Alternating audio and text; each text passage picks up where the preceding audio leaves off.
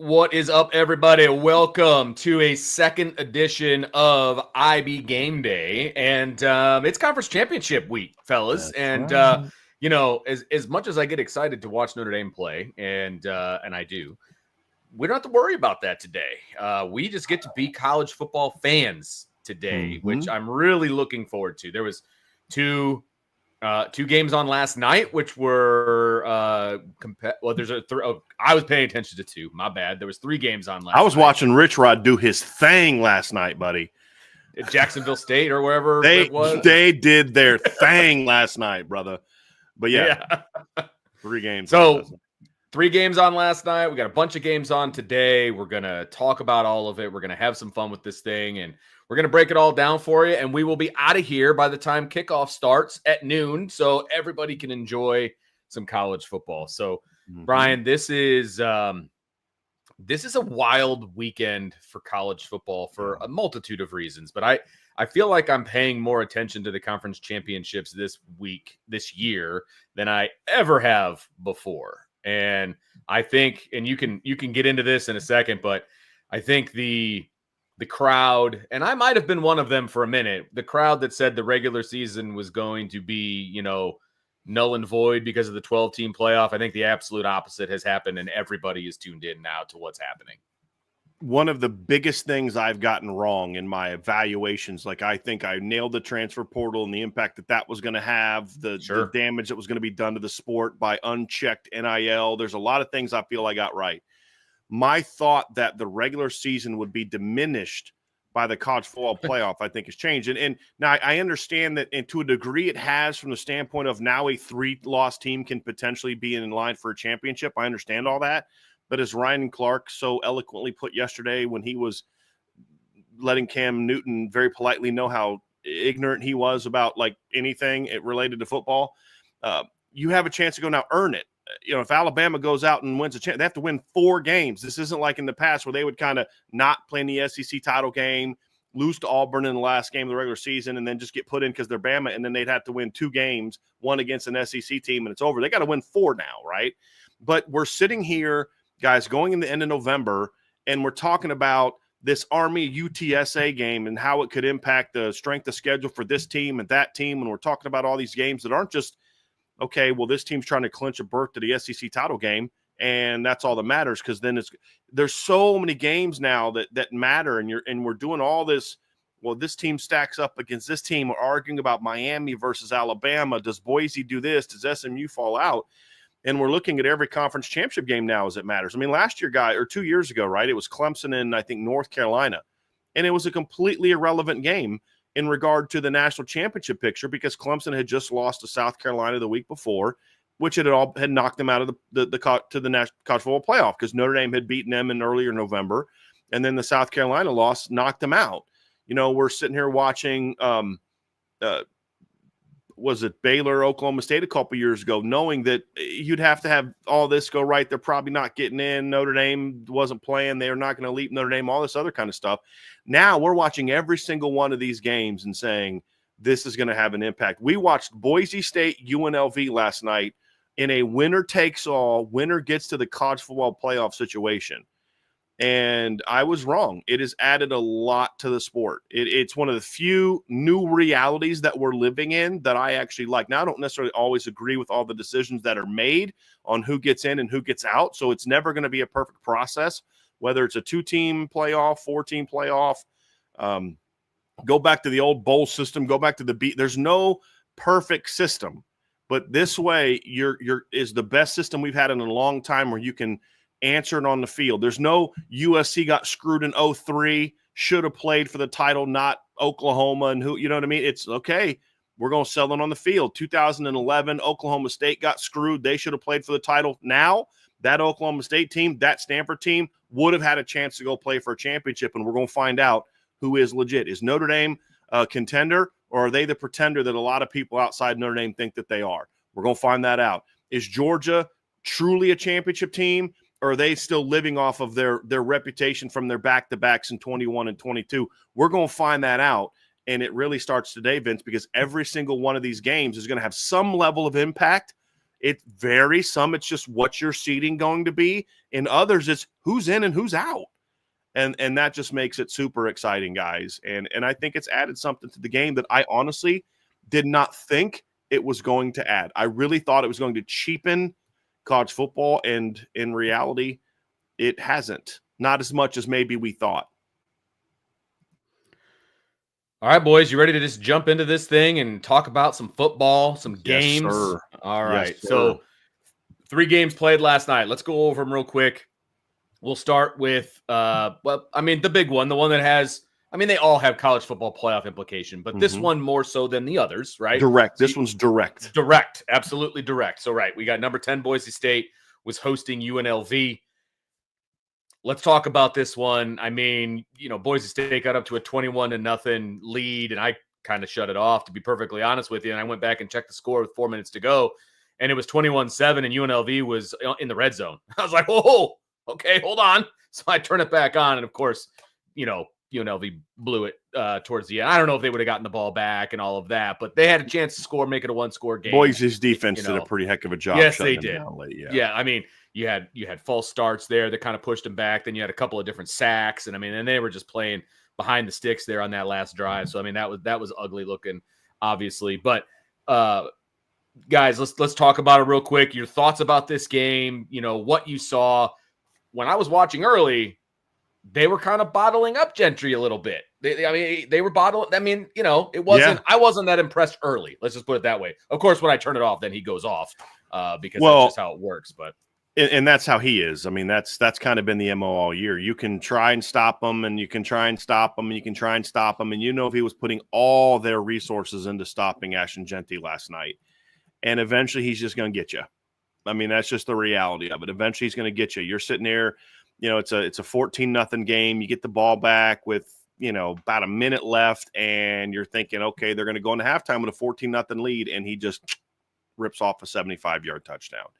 And then you look at his numbers, Vince, and you're sitting there thinking to yourself, well, I kind of feel like they bottled him up a little bit. And in a lot of, but then he's like, okay, he had 32 carries for 209 yards and a touchdown. Or even if you take that 75-yarder away, the Cat still had over 130 yards.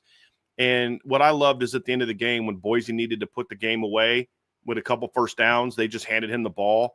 He's getting hit at 3 yards and just dragging the pile for 5-6 yards. If you are a Heisman voter and you turned your Heisman vote in before yesterday, you should have your Heisman vote revoked and should never be allowed to vote again, because that, to me, if there was ever any doubt, that to me should have ended the doubt, because that kid had a championship on the line.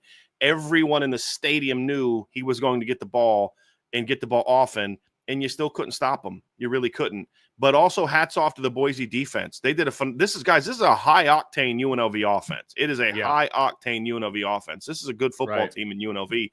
And Ricky White's a legit big-time receiver.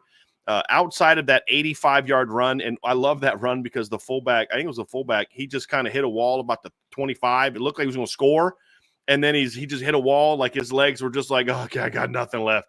And then they hawked him, and great job by that Boise defense to force a field goal attempt.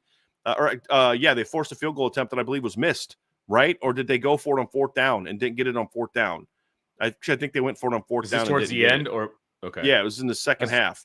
Let's say early on, UNLV hit the crossbar on a field goal. No, I think it was they went for it on 4th down and stopped them. Okay. It was just a great job by the Boise defense, because like the Red Seas parted and the kid just gashed it right up the middle, just like a little quick dive play. Goes for 80-something yards. They end up catching them from behind and force them to stop. And again, as I said, Vince, this is a UNLV team that was averaging over about 37 points a game coming into this game, and had really taken off since Haj Malik Williams became the starting quarterback, and had really just become a very potent, dangerous team. And Boise's defense completely shut them down and won a rematch, which is not easy to do, fellas. It's not easy to win a rematch. And they got it done, and now they're going to college football playoff. What a phenomenal job Spencer Danielson did with that team this year, fellas. Yeah, it was awesome to watch. And I know us three, we're all on the same page here with Boise State. This is a legitimate playoff team, guys. A lot of people write them off because, it's a group of 5. They play in the Mountain West. Boise State is playing really, really good football right now. You go back through and look how the team is set up. That's what I like to do when I'm evaluating teams that are in the play. You kind of look at how they're set up. That's why so many people are high on Notre Dame. Great running threat, great defense. You have a quarterback that might not go out there and like win you a bunch of games, but he's also in a position where he's not going to lose you a lot of games. That's Boise State. Their starting quarterback played a clean game, took care of the football, had a passing touchdown, no interceptions thrown. Brian, to your point, everybody in the stadium knew Ashton Genty's getting the football. Had a great rushing touchdown as well. Yeah. Really nice scramble, yeah. Yeah, he did. So this team is put together. Now, look, I'm not saying that Boise State's going to go compete for the national championship, because there are different horses once you get to that level, right? Yep. But with that being said, for anybody that, that's out there, probably most likely down in SEC country or wherever, there needs to be no group of 5, no Mountain West. Like, this Boise State team is legit. They took the number 1 team in the country down to the wire at their place. This is a good football team, man. Well, and I would say, obviously I'm projecting into the future, but, with this 12-team playoff, eventually it's going to be bigger, whatever. And there's always going to be a group of 5 component to this. And I think that there should be. This is going to be one of the better group of 5 teams that we're going to see for, I think, the foreseeable future. You never know what's going to crop up. You never know who's going to be out there, what that's going to be. But I mean, how often are we talking about a group of 5 team with a Heisman Trophy candidate? I mean, the last one that I can personally remember is Marshall in 1997 with Randy Moss, right? That's a long time ago. I was in high school, right? So, it's a long time. Don't tell me how old you were, all right? I unmuted myself and I muted myself again. But my point is, I think this is about the most complete and competitive group of 5 team that we're going to see for the foreseeable future. Maybe I'm wrong. But, the second best group of 5 team right now is Army. And we saw what happened to Army when they played Notre Dame. Yeah. We're going to talk about Army in a second. But, I mean, so this is a legitimate Boise State team who's really good. Now, as Trevor said, I agree, it's going to take a lot for them to win 3 games against the kind of competition that they're going to have to play 3 games in a row. Right. And somebody said, well, they're going to be one and done in the playoff. Well, so is Bama potentially. So is Georgia potentially. Sure. So is Notre Dame potentially. So, I mean, but it's just if they're one and done, it's going to be, but can they really compete with the big boys? Well, I watched them go toe-to-toe with Oregon for 4 quarters. I watched them smack Washington State, who still has a Power 5 roster. I watched them smack Oregon State, who did the same thing. So this is a good football team, guys, and they earned it last night. Look, everything was on the line. We've seen Tulane 2 weeks ago. Had everything on the line. You beat Memphis. You're in a position where if you beat Army, you might be in the playoff, because I think they were setting the AAC up to potentially leap the Big 12. I do think they were giving them that chance. They were 17th going to the Memphis game, and they choked it away, right? Boise's had these similar type of games. They had that little scare against Wyoming where I think they kind of looked past Wyoming and got it done, but they came ready to play last night. And what I love about it is Genty, your star, played like a star, but he wasn't alone. Trev, you nailed it. The quarterback just did what he needed to do. When they needed him to make a big throw, he made it. He didn't make a lot of big throws last night because they didn't ask him to make a lot of big throws last night. But when he needed to, he made those throws. He went 18 of 27 for 158 yards. But that first touchdown pass was a big-time throw and a big-time play that really got them going, and it was a 3rd and 17. You know what I mean? So it was a heck of a play, but your defense also stepped up, and I think that's a part of Boise's team that has really matured and grown down the stretch of this season. Their defense has has improved. It's not a lights-out stellar defense, but it's gotten better and better and better from a team that gave up 83 points in the first 2 games to what they've become recently, where you're not getting over 20, 24 against them, and last night they held a really good UNLV offense to 7 points. Great way to finish their regular season. And now next time we see him, we're going to watch, hopefully, the Heisman Trophy winner. I don't think he's going to win the Heisman. He'd get my vote. And if there was any doubt in my mind, he won it last night, because Heismans are guys that when you think of a Heisman, you think of that championship moment. And I think of Ashton Genty the game was done at halftime because of that run. If it's 14-0 with that UNLV offense, guys, they got a chance to come out there and get back in that game. He put that game away with that 75-yard run. That's what great players do. That was his Heisman moment for me, was doing that against a ranked team and putting his team into their first ever college football playoff berth. Just you take that kid off that team, they're an 8-4 team, in my opinion. Yeah. And he makes them special. Yeah. Special.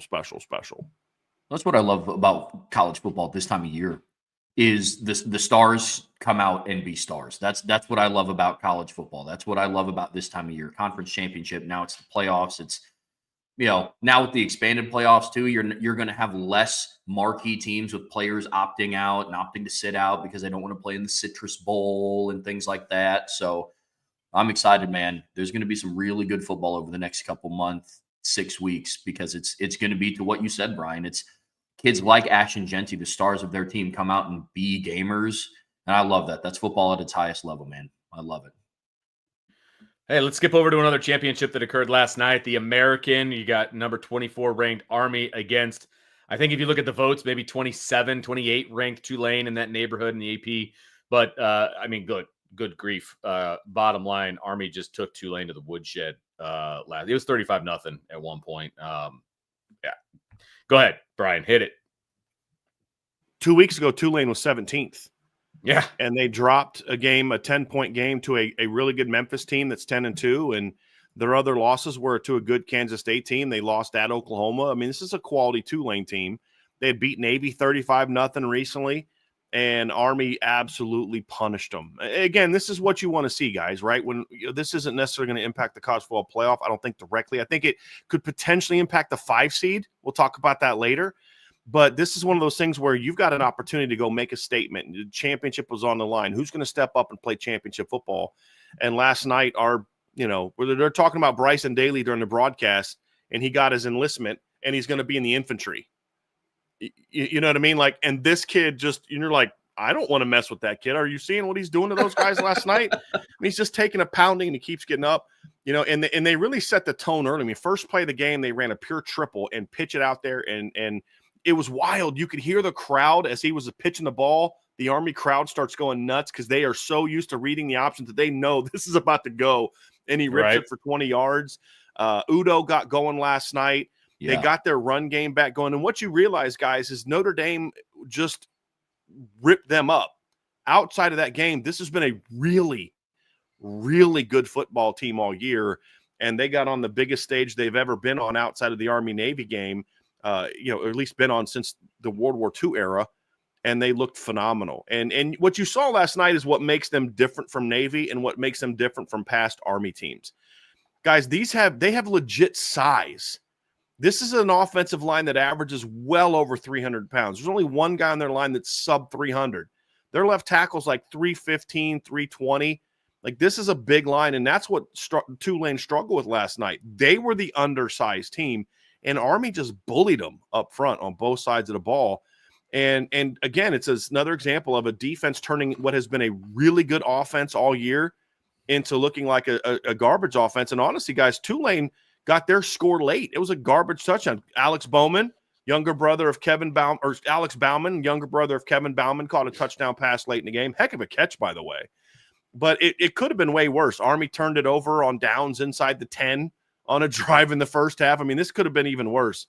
But Army came out and just blasted them. And it begins what could be a trend this weekend of first-year conference members winning championships. Because this is year 1 for Army in the AAC, and they dominated. I mean, literally ran the table, didn't lose a single game, beat Tulane. We're going to find out what they do against Navy next weekend, because that is actually an AAC game. I mean, technically, I don't know that it counts in the standings as one, but it is one as far as 2 AAC teams. But heck of a year by Jeff Monken. Just a phenomenal year. Gritty defense, really good in the front 7, powerful offensive line, absolutely deserves to be a Joe Moore Award finalist, and you saw that last night. And at the end of the day, guys, Bryson Daly is the best option quarterback we've seen since probably Malcolm Perry, right? And he was and very different from Malcolm Perry, obviously. But he was a monster. He attempted 2 passes last night for 17 yards, and they won 35-14. One of them was on 4th and – did you guys see the 4th and 5 completion he had last night? The play action flips his hips, throws a dart on an out route. I'm like, okay. I might have been a comeback route. But I was like, all right, there we go. But the big thing is, guys, what we talk about when we're previewing this game for Notre Dame. You got to stop the fullback. You got to stop the quarterback. And Tulane did neither of those. Kanye Udo went for 158 yards on 20 carries. Bryson Daly went for $126 on 25 carries. Those 2 kids were balling last night. Absolutely balling last night. And Memphis and Tulane had no chance. Yeah. I mean, and the moral of the story for me, Bryson Daly is a dude. I mean, I respected him for a multitude of reasons before the Notre Dame game. But watching the beating that kid took during the Notre Dame game, he continued to go back out there, continued to play hard. I'm happy for Army, but man, Bryson Daly is ridiculous. I mean, the kid has 29 rushing touchdowns on the season, 1,480 yards, and still has another game to play yet, which is crazy. Well, yeah, 2 more. Yeah, regular season, right. Mm-hmm. They also got the bowl game. Mm-hmm. It's insane. I mean, he's a really good player, man. But yeah, you're right. I mean, the size took over last night for Army, which is an interesting thing to say because typically with those service academy schools, you don't say that often. Yeah. You don't say it often. Well, it's got to be intentional, guys. I mean, you don't accidentally get that many 300-pounders. You're looking for it. You know what I mean? And just a phenomenal job that entire staff has done. Because like you said, Trev, they were bullies all year. And they just unfortunately, they ran into an even bigger, faster, more talented bully a couple weeks ago in Notre Dame. But a lot of teams this year, guys, have played Notre Dame.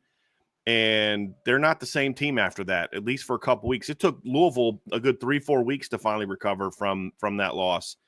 Army bounced back within a week, like about a half, because I thought the second half against UTSA last week, but then 2 weeks after that loss, they looked exactly like they did before. And part of it is because Bryson Daly had gotten a little dinged up early, like in the middle of the season, and he did miss that one game, and he looks back and boy, that kid is a beat. I mean, that's exactly what you want to say. Hey, look, that kid's going to be representing our nation.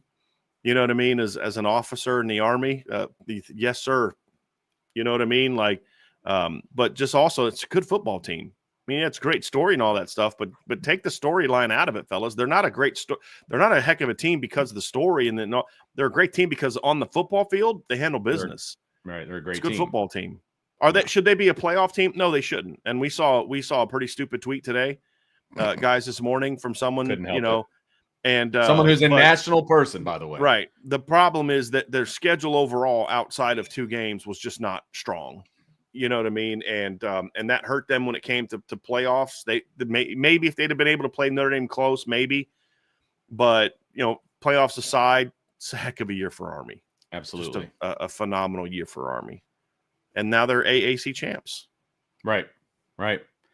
There's one more conference championship game to talk about that has already taken place, and I believe it's Conference USA. Yes, it was Jacksonville State and Western Kentucky, a dominant victory for the Gamecocks of Jacksonville State. Brian, and you really wanted to talk about this one, so I'm going to let you kind of lead this thing off. Well, I mean, I want us to talk about all the championship games being played, but also when you saw what happened last night, it was big time. I mean, it was an absolute big time performance, and what a season for Jacksonville State.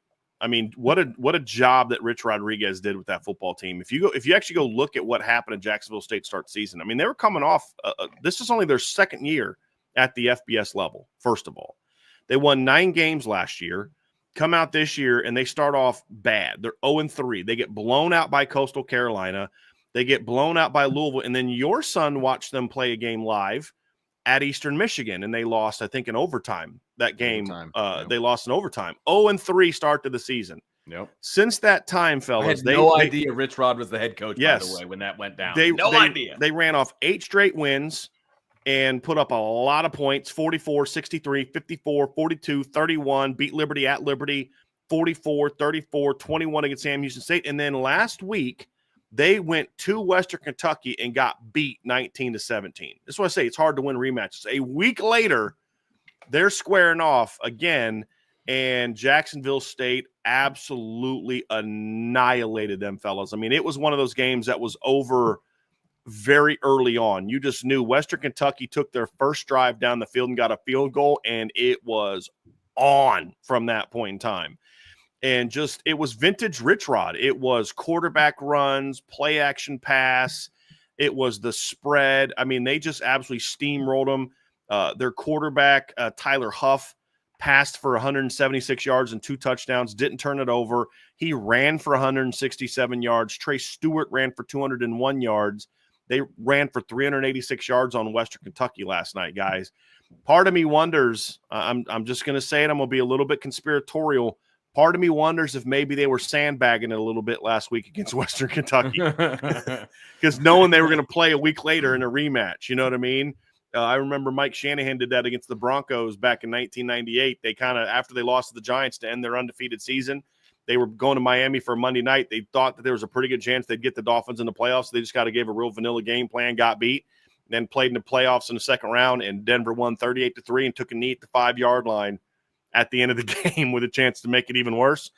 I wonder if they were sandbagging a little bit because it's just two different teams, guys. I mean, two completely different teams this week, but phenomenal job by Rich Rodriguez to I mean, again, year 2 in FBS, and they went out and won the Conference USA and bounced back there. I mean, in today's era with the portal and all this, kids opting out in the middle of the season, you start the season off 0-3. If there's not a better reason to just pack it in and be like, F this, right? Team had it, and they bounced back and blew out Southern Miss, blew out Kennesaw State, blew out New Mexico State, blew out Middle Tennessee, beat Liberty. It wasn't until after they lost on September 14th, Eastern Michigan. They didn't have a single-digit game decided until November 9th against Louisiana Tech. So heck of a season for Jacksonville State and Rich Rod. And now you got to wonder, like, do some of these job openings, are they going to start giving him a call? Because it looks like he figured some things out. I kind of hope he stays where he's at. I think that'd be a cooler story, but, heck of a job. Cooler story, but I doubt that it happens. Yeah, that's what happens. So they finished the season, Vince, 9-4, and they are Conference USA champs and got revenge against the team that beat them a week ago. I still think they were sandbagging last week. You went from 17 to 52, and guys, they had it was 28-6 at halftime.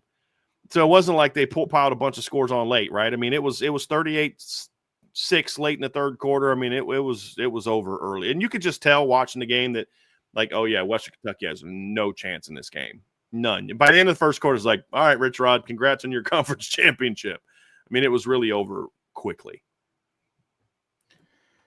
All right, boys, let's jump into the games that are going to be. We've got a couple that are kicking off here in about an hour and a half. And so what we're going to do, so everybody understands, we are going to go in order of kickoff.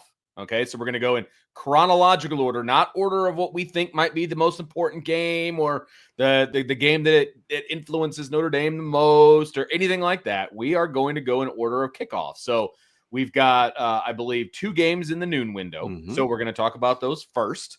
And we're going to lead off with a little bit of MACtion. Yes. In this one. And MAC Championship always takes place in Detroit, Michigan. At the whatever they call that up there, is it Ford Field? Ford Field. Okay, yep. So they still holding on to Ford Field, so that's good. So 12 o'clock ESPN, Miami of Ohio is taking on Ohio University, and Miami is a 2.5-point favorite with an over/under of 44.5. Gentlemen, how do we see this game? Well, it's another rematch. We've got a lot of rematches. Miami, Ohio won the rematch, Trev, 30-20 earlier in the season. Both teams finished hot. Miami won 8 since they lost. What's interesting about this Miami team is you look at their record, Trev, and they're 8-4. But they lost their first 3 games to Power 5 teams. 2 of those games were very competitive. The Cincinnati game was competitive. They lost to Northwestern by a touchdown. Notre Dame beat them convincingly at the end, but it wasn't a convincing 4-quarter beatdown. I mean, it was a game where Miami competed for a little while. They won. Hey, since that time, they've won 8 of 9 games. Oh, their only loss being at Toledo. Ohio also is coming into this hot. They've won 7 of their last 8. Now, Miami dominated this matchup last time, Trev. It was 30-20, but it was 30-6 at one point in time. Ohio put a couple on the board late. But as we've seen, guys, rematches can be difficult. And I think Miami's championship last year was the exact opposite scenario. I believe they lost to Toledo in the regular season and then beat them in the rematch in the conference championship game, Vince, I believe is how last season's championship went. So I like this matchup. It's going to be very intriguing. I think these are the 2 best teams in the MAC this season. Mm-hmm. I agree. And then Miami, surprisingly so. It's you or Bowling Green. You both are tied for first place. Winner of this game a week ago gets in, and Miami not only beat them, but went to Bowling Green and smacked them. It's like 28-12. So these are two good football teams. I got Miami of Ohio winning the rematch. I just think that they're a hot team. Their defense is playing at an incredibly high level, fellas. That's something that that people don't really they're 11th in the country in scoring this season, scoring defense, excuse me. And total defense this season also. They're a team that's been very good this season in MAC play. They've been very good defensively, and Chuck's got them winning a lot differently. They're 8th in total defense or 8 in yards allowed per play this season, and they are 14th in total defense. So I think that's what carries the day in a end of the season, long grinding of a season. I think Miami's defense carries the day, but if you guys look at it, Toledo's got a pretty darn good defense as well, fellas. This is going to be a low-scoring game. 24-21 Miami is what I've got. I like that. Yeah, I mean, what Miami of Ohio was able to do, I think, is a testament to coaching. Now, I also really like Chuck Martin and what he's doing over there, but they started out 0-3 because they played 3 Power 5 opponents to start the season. They started the season at Northwestern, then they hosted Cincinnati, and then went to Notre Dame. And you start out 0-3. They beat a UMass team in overtime, which now after looking at the Georgia game, when UMass was able to rush for 200 yards on Georgia, that looks a little bit more impressive. And then they dropped the game to Toledo, and Toledo took Mississippi State to the woodshed. So, I mean, you start out your season with those level of opponents. To be able to rattle off and go on a winning streak like they did, I think it's a huge testament to coaching. So, Brian, I'm with you. I have Miami of Ohio winning today as well. Yeah, I think I agree with you guys completely with everything you said. I'm not going to rehash it all, but at the end of the day, when it comes down to winning championships, you guys talked about this is the time when the stars come out. I agree with that, but it's also the time when the star coaches come out. And I'm a big fan of Chuck Martin. He's not a stranger to the MAC championship. He's not a stranger to Ford Field. And I think we'll see that in this game too. I do want to say this. Tim Albin, this won't be his first conference championship either. He was in there 2 years ago against Toledo. They lost 17-7. He's done a nice job since taking over for Frank Solich, and it was in a very odd circumstance. If you guys remember, Frank Solich had to retire right before the 2021 season. I think it was like in July because of health problems. And so Tim Albin took over. That first year was an absolute disaster. In 2021, they went 3-9 because it was a crazy situation, crazy scenario. They were coming off of the COVID year where they only played 3 games, and he takes over, and they were bad. And he won 10 games the next year in 2022. They won 10 games last year, and he's got them 9-3. There's some very good coaching jobs being done in the MAC, fellas, by these two guys. And also Scott Loeffler did an excellent job at Bowling Green this season. They lost 4 games, I think. 2 of them were a touchdown loss to Penn State and a 6-point loss to Texas A&M. And MAC's a whole lot better than some people think. Well, and look, Northern Illinois obviously did what they did to Notre Dame. They didn't have the best season, but they were over 500. They had 7. Well, their bad season didn't start till they got into the MAC play. Well, and that's my point. And look, Candle at Toledo is a really good coach. They had a down year this year, but he's a really good coach. A down year where they went down into the SEC and blew out an SEC team. That's what I'm saying. There is good coaching in the MAC. MACtion is a real thing, and I know people are down on the MAC, and I get it, but there's some good low-scoring games in the MAC, and it's fun to watch. So, Pete Lembo did a phenomenal job at Buffalo this year. I mean, there's some really good coaching jobs done. Buffalo by the kind MAC. of came out, and I like Chris Creighton at Eastern. I think he's a good coach. They had a down year, but they lost a lot of those games in the fourth quarter. Now, granted, got to win those, but they lost a lot of those games late. You know what I mean? So, it'll be interesting. And Brandon, you talking about Ball State? Well, they just hired a new coach this week, so we'll see how he's able to turn things around. Comes from Butler, who did a really good job at Butler, so we'll see how that. Yeah, that was a tough. I mean, you never want to fire an alum. And that's kind of what they had to do. Mike New played quarterback at Ball State. He was a really, really good quarterback at Ball State too. He was. But that was a few years ago, Brandon. He was on the verge of getting fired, and I think it was like 19. He had a decent year or something like that. But they won the MAC championship in the COVID year. Yeah. Oh, that's right. That's what it was. They went 7-1. That's right. That's what saved them. And then since then they've gone 6-7. Went to a bowl game. 5-7. It's been 4-8, and then this year it was 3-9, and not only 3-9, but 62-point loss. Yeah. 56. Their best game loss. was a loss to Vanderbilt, where they were tied 10-10 in the fourth quarter. Yeah. And ended up losing. That was their best game of the season. Yeah. But it is what it is. So they're revamping everything down there. So we'll see how that goes. But look, the MAC is MAC's a good conference. So we'll see how that pans out. So 12 o'clock MAC championship up in Detroit. Check it out. Also kicking off at noon is the newly formed Big 12 conference. And you've got an old Big 12 team and a new Big 12 team in the Big 12 championship. You've got number 16 Iowa State is the old, and number 15 Arizona State the new. And again, that game kicks off at 12 on ABC down in Jerry's World.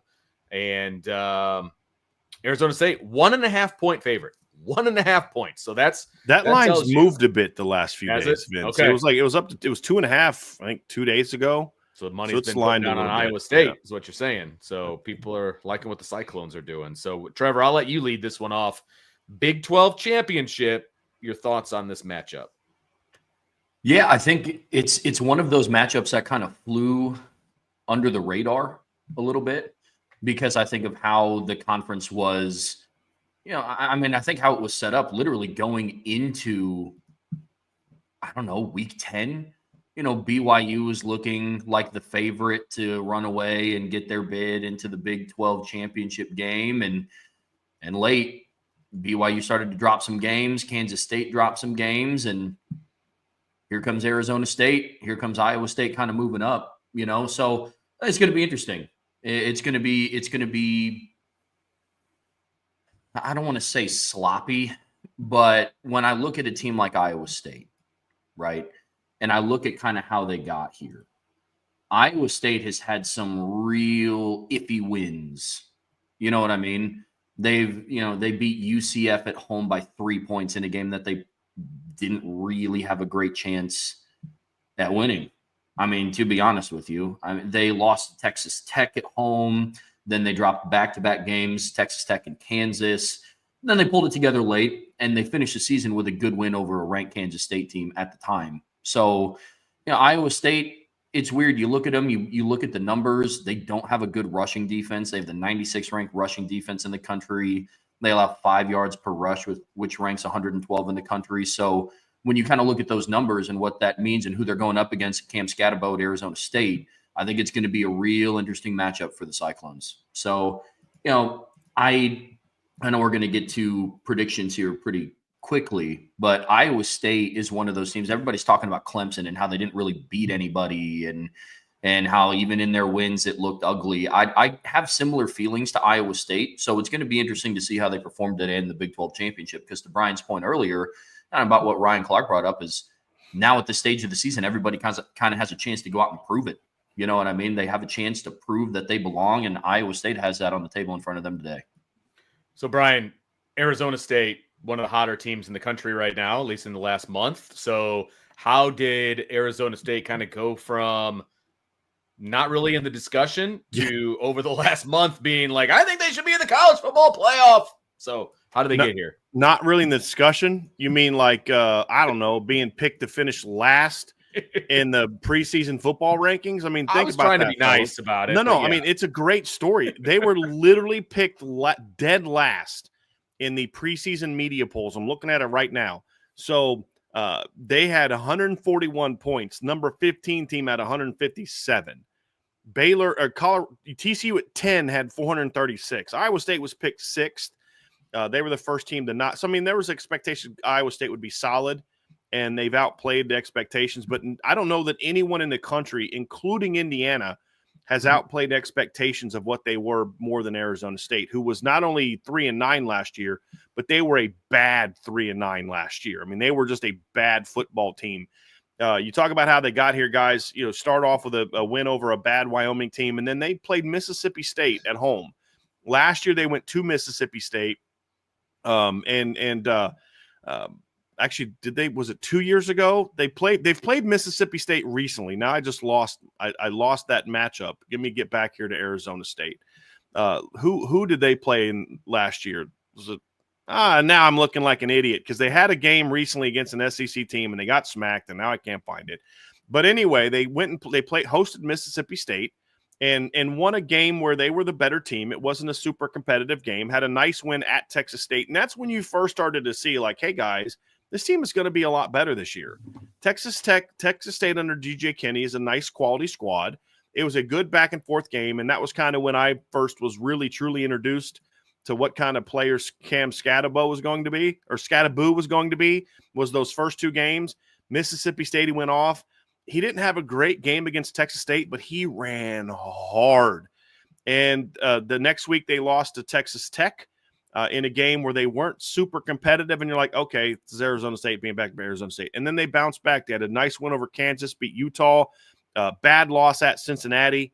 And you just kept waiting on them to fade. I mean, that's just like, okay, they lost Cincinnati. They're going to fade now. Brian, they had open kicker tryouts for anybody that was a student at Arizona State. Like, that's not the mark of a team that's playing well, okay? No. And so they lose to Cincinnati, and what do? They get a bye week, and they bounce back, and they blow out Oklahoma State. They beat UCF without Cam Scataboo. He comes back. They then go on the road, beat Kansas State. They beat BYU at home in a game that I don't believe they trailed, or if they did trail it, maybe it was like one of those 3-0 games at the beginning. I'm actually going to look that up. And they never trailed. They jumped out to a 21-0 lead over BYU, and BYU made it a little bit closer late. They kind of let BYU get back in because that's what BYU does. They're a tough team. They battle back. And then with the championship game berth on the line, they had not clinched. They needed to win and needed some help. They went on. They played their rival Arizona and just destroyed them 49-7. This is as good of a turnaround as I've seen at the Power 5 level in a long time, guys. The job that Kenny Dillingham has done this season. Just a heck of a job. And now they're on the verge of being in the playoffs. So that's kind of where they are. We'll dive into the matchup next, but just a heck of a season. And same thing with Iowa State. I know Iowa State, Trev, has a lot of not really pretty wins, and that is very true. But in this kind of season, with as many bad upsets as we've seen from the Bamas and the Ole Misses and the Notre Dames and teams like in the Michigan and Ohio States, to have a team like that just finds a way to win ugly week after week, there's something to be said for that. And I think these are two gritty, hard-nosed teams that are going to go into this game. And like with Iowa State, I thought they were going to fold after they lost back-to-back games, Texas Tech and Kansas. And they come back out and they smack Cincinnati and beat Utah and then beat Kansas State. So these are two teams that fought their way to this title game. They're not great teams. They're probably one and dones when they get to the playoff, whoever gets there. But they fought their way to here, and this, I think, is going to be an entertaining game. I really do. It's going to be a physical game, I think. And you've got the powerful rushing attack of Arizona State, and you've got the really talented passing attack of Iowa State with Rocco. I don't know what I was about to say, but with Rocco Becht, 3,000-yard pass this year, guys. They have 2,000-yard receivers in Jaden Higgins and Jalen Noel. Very different style of teams. This matchup is going to be very interesting. Arizona State's pass defense isn't that great. Can they slow down the Iowa State pass offense? Arizona State's got a very potent rushing attack. As you mentioned, Trev, Iowa State doesn't have a very good rush defense. Which one of these weaknesses, this is the way I look at it, is not only which strength carries the day, but which weakness of these two teams steps up and says, hey, we're not going to get beat like that today. Is it the Iowa State pass defense or rush defense, or is it the Arizona State pass defense? That's going to be a big part of this game, and it's very two contrasting styles. I think it's going to make for a good football game. Yeah, I think it's going to be a lot of fun. I mean, you hit the nail on the head. I think it's going to come down to which liability shows that it's a liability, right? Is it going to be Iowa State's rush defense? Is it going to be Arizona State's passing defense? So it's going to be interesting. I think for Arizona State, it's going to come down to controlling the line of scrimmage and controlling the pace of the game. Because what Iowa State wants is for things to get a little messy and for it to be a shootout, because those are the games that they won. I go back and think of the UCF game. Like, that's the style of game that they have shown this year that they are capable of winning. So, and then in the games where Arizona State's been dominant, they control the line of scrimmage, they control time of possession, right? And Cam Scataboo's able to do whatever he wants to that defense. So it's going to be a lot of fun to watch today. I like the way they want to play two different types of game. Iowa State wants to get up and go and score, but Arizona State wants to slow it down and grind it down and kind of put some just grind the gears a little bit. You know what I mean? And which one carries the day? Can Iowa State win a low-scoring battle, grind out of the game? Can Arizona State win a shootout if it becomes that? That's what makes this interesting, guys. This matchup, and it's gonna be very interesting. So prediction time. Where are you guys going, and who do you think is going to take it? I have Arizona State winning this one. And maybe it's just because I spend most of my time watching Notre Dame football and a powerful rushing attack every Saturday. But I think the ability to control the line of scrimmage and control the pace of the game is going to be huge for Arizona State. I think they're really hot. I love Kenny Dillingham. Arizona State's kind of that. I mean, honestly, you can make the argument that both Iowa State and Arizona State are kind of that Cinderella story of who would have thought, like, who to thunk it. You know what I mean? Those are those two kind of teams. But I think Arizona State takes today. I think they have a little bit more momentum coming into today. And I think that Iowa State's rush defense is going to be an issue for them today. I think that will be the liability that kind of rears its ugly head the most. Well, Trev, that's what we've seen so far in championship games, right? And I know these are G5 games, but look what the winners did yesterday. Look what the three teams that won their conference championships did last night, right? I mean, we saw Ashton Genty go for over 200 yards last night against UNLV. They rushed for 218 as a team. You saw Army obviously run it all over Tulane last night, outgained them 338 to 115 on the ground, and that wasn't even the best rushing. Neither one of those were the best rushing performances of the night. That belongs to Jacksonville State, who went for 386, and Western Kentucky went for 88. Right? I mean, so this time of the year, these games don't always, the elements can play a factor. Well, the difference in this game compared to last night's game is those were all outdoor games in the elements. This is going to be a game inside AT&T Stadium in Arlington. So I wonder how that's going to impact the game. But I think the more physical team wins this one. I actually do think this is going to be kind of a little bit of a higher scoring game. I've got Arizona State winning 31-27. I do think that pass attack of Iowa State is going to make this a lot more competitive. But I think what's going to happen is in the fourth quarter, Arizona State's going to wear them down. The only chance Iowa State has, in my opinion, is to jump on Arizona State early. If they can jump on Arizona State early, then it could become a rout in Iowa State's favor, because then you get Arizona State out of their game. Now they have to put a lot more pressure on the young quarterback, Sam Leavitt, who's done a really nice job this year as a complementary quarterback to the rushing game. If it's, okay, you got to go make plays without Jordan Tyson. That's something we should talk about too. The stud receiver for Arizona State won't play in this game. So if you have to get into a game where you have to throw the football to come back, that's going to get ugly for Arizona State. But I think the run game is going to get going early. I think they're going to be able to keep this game close. And then the fourth quarter, they're going to be able to go out there and wear Iowa State down. That's how I see this game playing out. But if they don't come out early and establish the ground attack, and that Iowa State passing game gets going, that's how I think Arizona State wins the way that I have it, or I think Iowa State wins convincingly. I think it's going to be one of those two scenarios, in my opinion. Tight win by Arizona State or a blowout win for Iowa State, because they were able to just commit all their resources to the run and say, hey, we're going to make the young quarterback beat us. UNLV tried that last night too, and it didn't work too well. And as much as I love Cam Scadaboo, he's not Ashton Genty. So We're going to see if they can get that done tonight. Yeah. Or today, I guess. All right, fellas, I will say that I think Arizona State is going to win. I like Kenny Dillingham. I like the fact that they're hot. I'm not going to rehash what all you fine gentlemen had to say about this game, but I agree with a lot of it, and I think Arizona State is going to win the Big 12. So the winner of the Big 12, obviously we've got one team ranked at 15, one team ranked at 16. The question is, how is this going to affect the college football playoff, right? So, top 5 conference champions are automatically in. I think we can all agree that the Big 12 will be one of the 5. And Boise State, having won their game last night, they are one of the 5 as well. So you've got Boise State, you've got the Big 12 champion. One of them is going to be a 4. Most likely, I mean, depending on craziness, right? But one of them is going to get a bye. How about this? One's going to get a bye. One is not. Most likely. Between the Mountain West and the Big 12? Well, yeah. I think Boise locked up a bye last night. I think so too. I agree. Yeah. I agree. So you think the winner of the Big 12 is the 12 seed? I think so. Yeah. I know Nicole Arbach pushed back on that a little bit this morning, Trevor, about it. But, like, listen, the number 10 team beat the number 20 team convincingly. Yeah. If what is this game? It's 15 versus 16. Yeah. If number 15 beats number 16 or number 16 beats number 15, is that enough for you to vault all the way over the number 10 team who won by 14 points last night? Sure. I don't think that it will be. I don't. I think the only way that the winner of the Big 12 gets a bye is depending on what the committee does with the ACC championship, depending on who wins.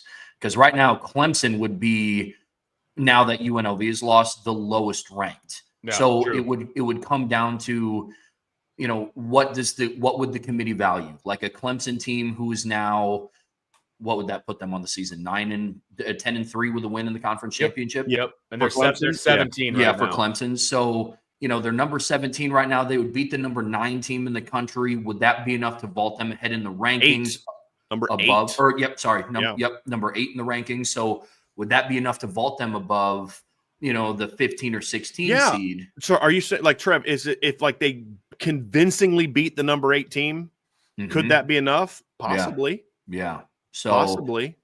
So where the Big Ten champ will fall, I think, one, depends on their margin of victory and what that game looks like for them today. Yeah. And then it will also depend on what happens in the ACC championship, because if SMU goes on to win, Clemson's out of the playoffs, the Big 12 champion gets the 12 seed. I think are we all in agreement there? But if chaos ensues like it has all season and Clemson goes in and beats the number 8 team, depending on margin of victory, there's going to be an argument to move Clemson above Arizona State or Iowa State, depending on how their game goes. Reaction to a couple things in the chat. Jesse Stiers asked this question: what is Boise a lock for 3 if Clemson wins? I think Boise's a lock for an automatic bid. If one of the teams above them loses, I think they could go up. I don't know that they're going to go above. Like, I think Georgia leaps them if Georgia wins.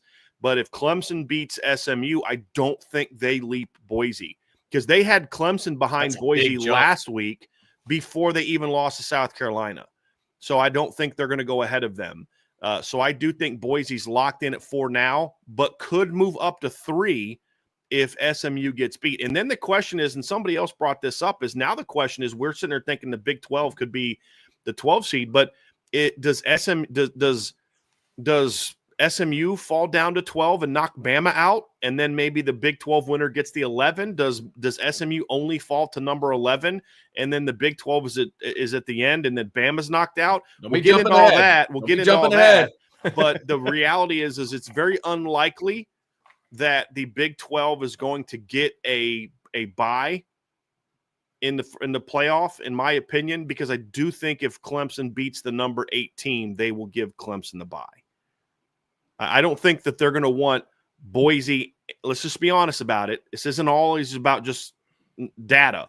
It's also about, do they really want Boise State and Arizona State getting byes in the first round? And the quarterfinals are going to guarantee that there's going to be Boise and Arizona State are going to be the opponent in 2 of the quarterfinal games. True. At least Clemson's still Clemson. There's going to be that fan base and things like that. So I don't think it is a given that the Big 12 just slides into 4. I think when we did the show the other day, I thought that they would. Now I've thought more about this. I don't think it's a given that Clemson stays behind the Big 12 champ, unless the Big 12 champ just, like if we talk about Iowa State, just pounds Arizona State or vice versa. Then I think that might be enough, unless Clemson also pounds SMU. And I think that's probably the least likely scenario of all these things to happen today, is a blowout Clemson win, which the way this season has gone means that's probably what's going to happen, because it always seems like the most unlikely thing that we say could happen ends up happening. But that's what's so great about today, fellas, is we're talking about the Big 12 championship. We just went through like 3 other conferences and how all these things are going to impact each other. And that's what is going to make today so much fun. All right. We may have spoiled some things we're going to talk about later, but we're setting it up for later. Okay. Well, all right. I use a positive spin. I got to. I like that. All right. So we're still going in chronological order. We are outside the 12 o'clock window. We are now in the afternoon window. There is one game. Shockingly, there's no competition for this game, and it is the SEC championship at 4 o'clock on ABC. That game is obviously played in Atlanta. Texas is a 2.5-point favorite they're number 2, over Georgia, number 5. Winner is probably the number 2. Doesn't matter. They're going to winner gets a bye. How about we say that? Winner gets a bye. And, I think your comment's fair. The winner's going to be 2. There's a slight outside chance they get number 1. Right.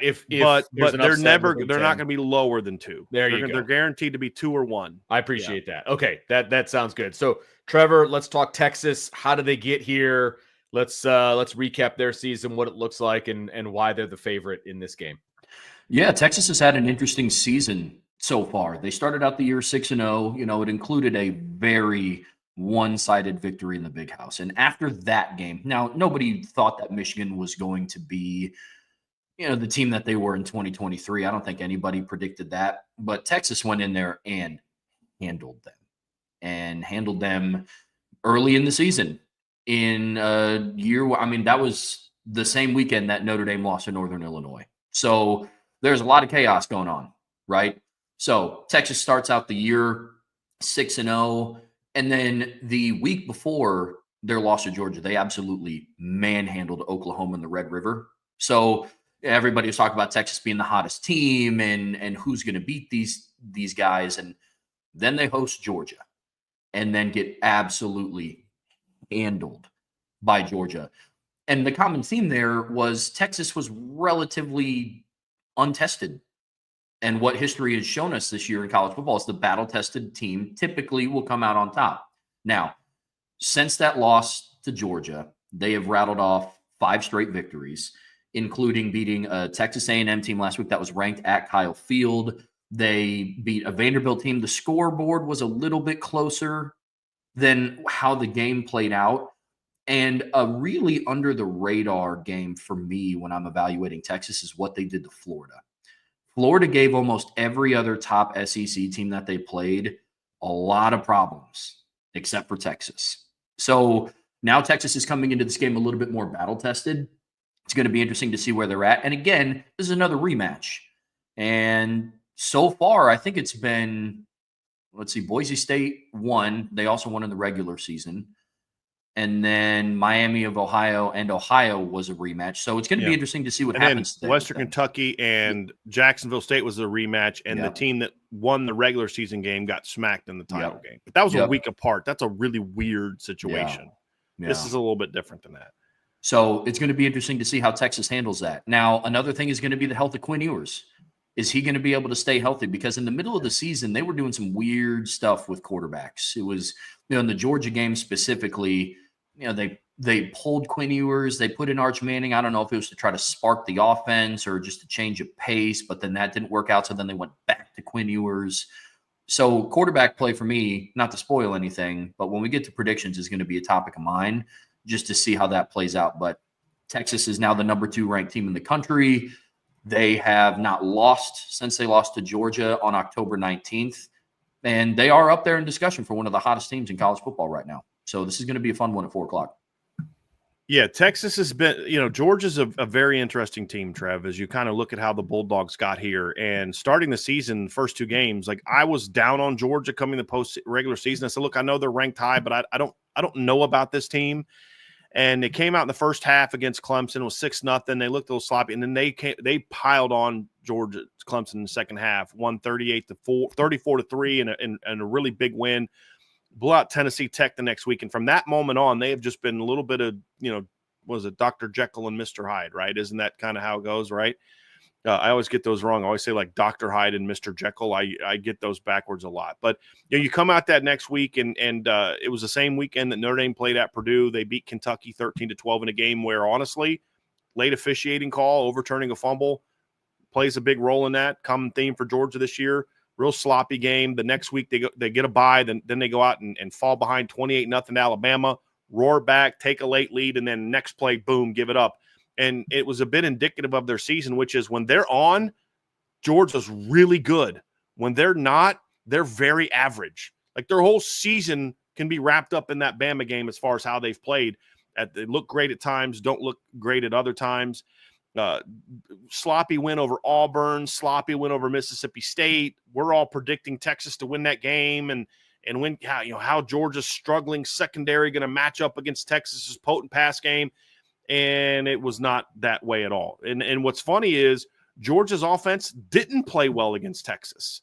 They didn't. They didn't pass the ball very well against Texas, but they had a touchdown drive of 13 yards, a field goal drive of 13 yards, and a touchdown drive of 34 yards, a scoring drive of 25 yards, a scoring drive of 4 yards. It wasn't until the end of the game when they put an 89-yard drive together where they actually had to do anything offensively because their defense absolutely overwhelmed Texas in that game. And that's why they got the short fields. Came back out the next, get a bye week, come back out against Florida. Ugly win over Florida, but they got the job done in the fourth quarter. After DJ Lagway went out, they took control of that game. And you're thinking, okay, they're going to get things figured out. This is Georgia. And the next week they went into Oxford, Mississippi and got spanked. Got absolutely spanked by Ole Miss. Did bounce back with a really good win over Tennessee, where I actually thought early in that game, guys, I was like, Tennessee might roll them right now because Tennessee had that running game going. They were pushing Georgia around a little bit, hit a couple throws in the throwing game.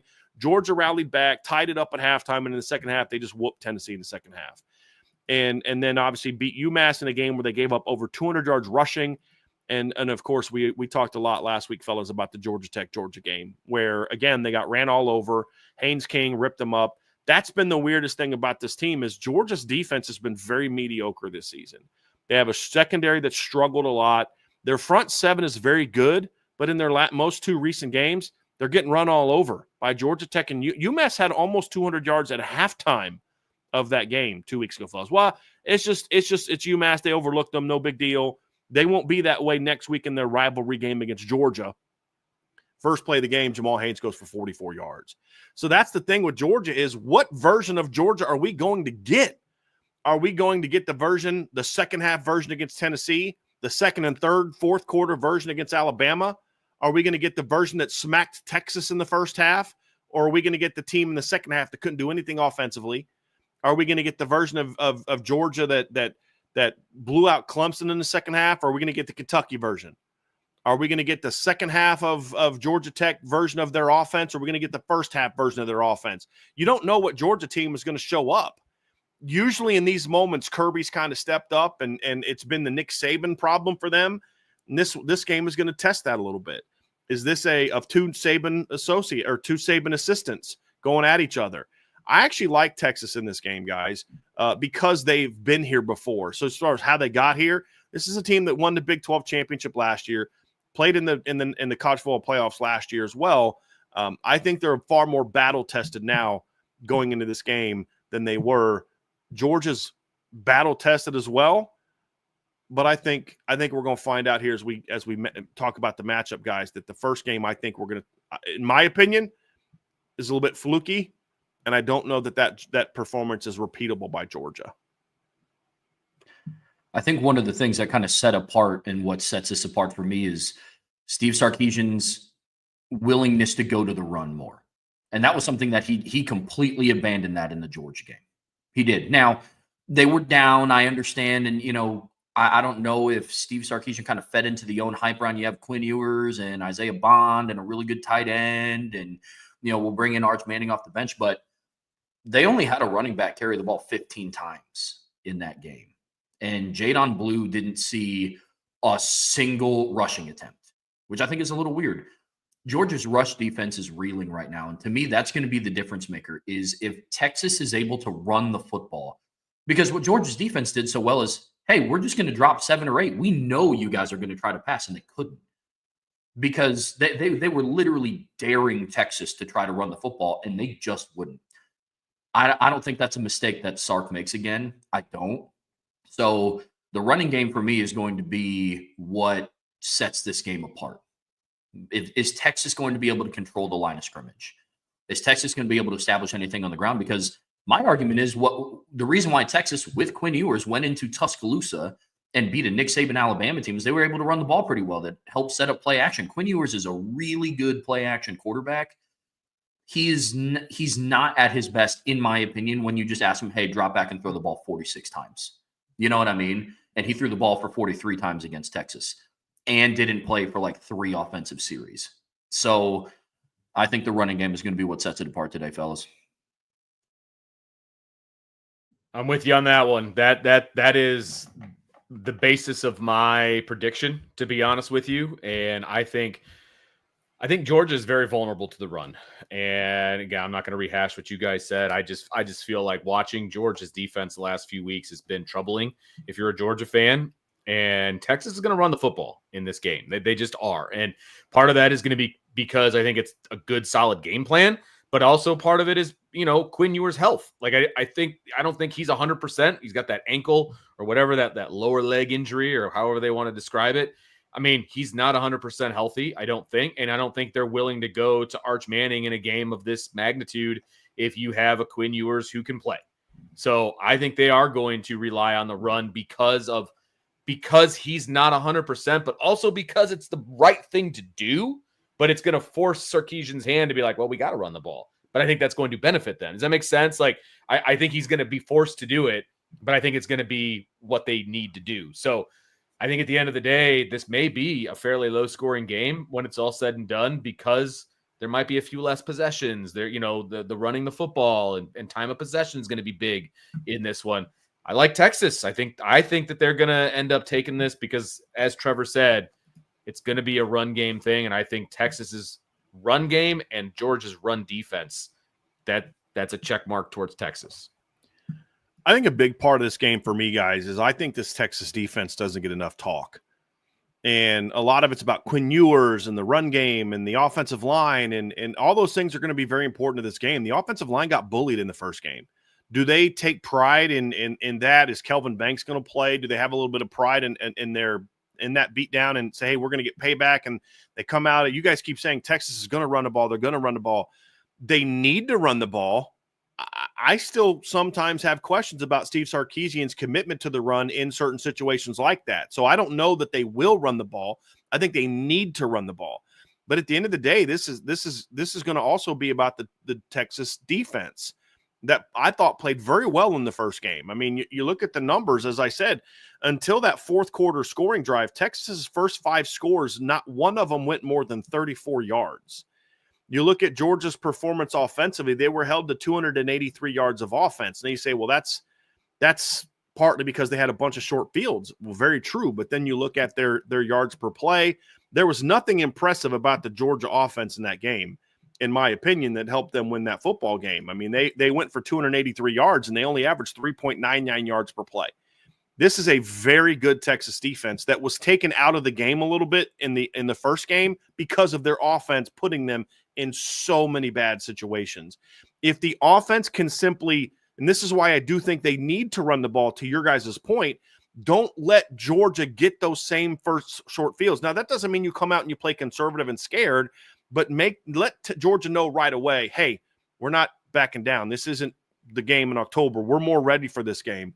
Come out, run the football, but also protect your defense a little bit. Let them eat a little bit early because, you look at this Texas defense, fellas, they've held their last 3 opponents to less than 100 yards rushing, held Texas A&M to 98, Kentucky to 21, Arkansas to 82, gave up a lot to Florida. A lot of that was late. They held Vandy to 114. They held Georgia to 108, Oklahoma to 89, Michigan to 80, a week after Michigan had a pretty good week before they had a pretty good rushing performance. And I don't know that Georgia's going to be able to do that. But the other thing too, fellas, is that you look at this pass defense from Texas. It's an elite pass defense. I'm Go ahead, I'm glad you brought that up because 4 passing touchdowns allowed, Trev, and they've picked off 18 passes. That's insane. It's insane. They rank number 1 in the country in passing yards allowed per game. They rank number 1 in the country in yards per attempt, number 1 in the country in yards per completion, number 2 in the country in quarterback rating. This Texas pass defense is legit. There's a reason they picked off Carson Beck 3 times. In the first Bingo. game. That's what I started to do this because I was getting ready to say they picked him off 3 times and you nailed it. And again, that's what I'm talking about though, Trev, is like they can't put their defense behind the 8 ball like they did in that game. If they let their defense eat, then let their defense give them the short fields. You've got to come out. Texas was overwhelmed by the moment in that first game. They can't let that happen again because, listen, this isn't Georgia's backyard. They came to your place and smacked you last time. This is Georgia's house. This isn't Atlanta. This is a stadium that Georgia's played in a lot of times, right? Whether it's the Peach Bowl, whether it's the SEC Championship. They just agreed that they're going to play the Georgia Tech game is going to get played here moving forward as they do some renovations, I guess, at I don't know why they're doing it, but that's what they're going to do. I think that's ridiculous. But your defense has to come out and play well early. You've got the Texas offense. The offensive line has to take a little bit of pride in their performance. They have to come out, protect Quinn Ewers. That's the thing, guys. If they can protect Quinn Ewers, Georgia's vulnerable in two areas. Number one, their offense turns the ball over a lot. You've got to take advantage. Number two, their secondary is a problem. It's been a problem all year. Texas was not able to take advantage of it because the Georgia front seven completely overwhelmed the Texas offensive line. They have to find ways to establish the run and protect Quinn Ewers, because if he gets time, he's a good quarterback. He just doesn't handle literal pressure very well, especially on a bad ankle. They have to give him time. If they give him time and he protects the football, not only do I think that Texas wins, I think Texas wins convincingly. And that could only be a 7 to 10 point win, but it's where they're clearly the better team. That's how I see this one playing out. And if they don't protect him and he doesn't protect the football, then this game could look a lot like the last one. That's really what it comes down to. But if you let this Texas defense play with a lead, it could be a long day for Georgia. It really could. All right. Predictions. I kind of made mine already. You guys have hinted around at yours. Do you want to, I'm 31-20 Texas. Okay. That's my prediction. Trevor? Yeah, I'm very similar to that. I'm 31-24 Texas. I think it'll be a touchdown game, but I think just turnovers are going to be a huge problem for Georgia. Carson Beck has shown this year that he will sometimes just kind of gift the football away, and I think that's going to be an issue today. I really do. Some of it is going to be responding to, their last regular season games. Georgia's coming off of an 8 overtime game against Georgia Tech, whereas Texas, in a renewed rivalry with Texas A&M, went into Kyle Field, won by 10 points, and it was never really that close of a game. I think we can all agree upon that. So, yeah, run game is going to be huge for Texas. Offensive line is going to be huge for Texas, but I think they do come out on top today, 31-24. And just to be specific, I've got Texas by 10. So I think it could be a 2-possession game. It won't be a blowout, but I've got Texas by 10. All right. That was the one. Convincing win is different than a blowout. Could it be a blowout? Agreed. Sure, but I'm not. A convincing win, you could, Notre Dame beat Louisville by 7, and it was a convincing win. They were clearly the better team for the last 50 minutes of the game. That's kind of how I see it playing out. Even if it's a 7-point win, it'd be a lot like that Notre Dame win over Louisville, where it's like, yeah, they never trailed. They were clearly the better team. The question was just going to be, what's the margin going to be? So we've got that's the only game in the afternoon window. Let's move on to the evening window. 4 games to talk about, and we'll kind of quickly move through the Group of 5 championship that is being played at 7:30 on ESPN. You've got 9-3 Marshall against 10-2 Louisiana. Brian, I'll let you kind of roll us through this one. Your thoughts on this matchup? It's an interesting game of two teams that have had solid seasons, right? I mean, you've got Marshall comes in 9-3, Louisiana comes in 10-2, and it's another one of those deals, guys, where this has just been a really solid season by a team that wasn't expected to necessarily be a great team. You come into the preseason and you've got, I think I'm trying to find the poll here. You got Marshall was predicted to finish 5th in the East. Louisiana was predicted to finish 3rd in the West. And these are the two teams that won the league and are playing in this game. And I think the best part for me is, I got to pull this up, guys. The best part for me is this is the most appropriate football team in the country. The Louisiana Lafayette. They used to be Louisiana Lafayette. Now, they're the Ragin' Cajuns, and their head coach's name is Michael Desimo, Desormeaux. He changed it. Don't let him played at Louisiana Lafayette, coached there. I mean, and that's what it is. I love the storyline of the native from Lafayette, played here. It's his alma mater. He's rebuilt them into a quality program. I think he went like 6-7 the last 2 years. Yes, they did. Lost their bowl games. He took over in 2021 in a year where they had a really good season, finished in the top 20. If you remember, he took over for Billy Napier and really struggled the next 2 years, and he's got his alma mater turned around. Had a really nice season, guys, the 10-2 season. Lost to Tulane by 8, lost a South Alabama team late in the season. Major Applewhite's team by 2 points. They're not that far away from being undefeated, and then they bounced back from that loss and blew out Troy. They bounced back from their Tulane loss by going on the road and beating Wake Forest. So this is a quality team. They've done a great job. And then, of course, there's the drama going on at Marshall where Charles Huff has done a really good job there. They've refused to extend him. And so now he's being rumored to be taking other jobs. You've got that drama. That's why I like Louisiana in this game. I think they're the better team.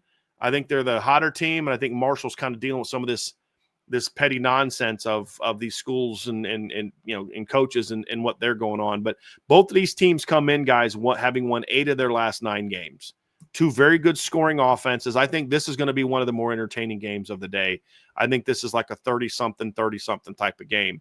They're quality defenses, but these are both teams that can score a lot of points. And I think that's what this game is going to look like. All right, you guys want to make some predictions on this one? I mean, I think it's going to be a high-scoring game. I think it's going to be a 30-something type of game. I like Louisiana in this matchup, but final score, I didn't really think one of those. I just think it's going to be I like the matchup. It's going to be a fun matchup. We're going money lines here, okay? It's just wins and losses. That's all we're worried about here. So, Trevor, who gets the victory? 38-31. Give me the Raging Cajuns. Look at you. Oh, see, showing up the boss. Look at this guy. I love it. Man. But you see it like I see it, though, Trevor. Yeah. I mean, 2 high school. This is going to be an offensive game. It's going to be the polar opposite of the MAC game, in my opinion. I think the MAC game is going to be a grinded out, gritty 24-21 game, maybe like a 2017 game, something like that. I think this game is going to be fun to watch if you're an offensive guy like we all are. There's going to be a lot of total yards put up in this game, a lot of points, a lot of big plays. Like that's going to be my thing. I think that's what sets this one apart. Well, I think the off the field stuff is going to really play a role. That's kind of where I go with this whole thing.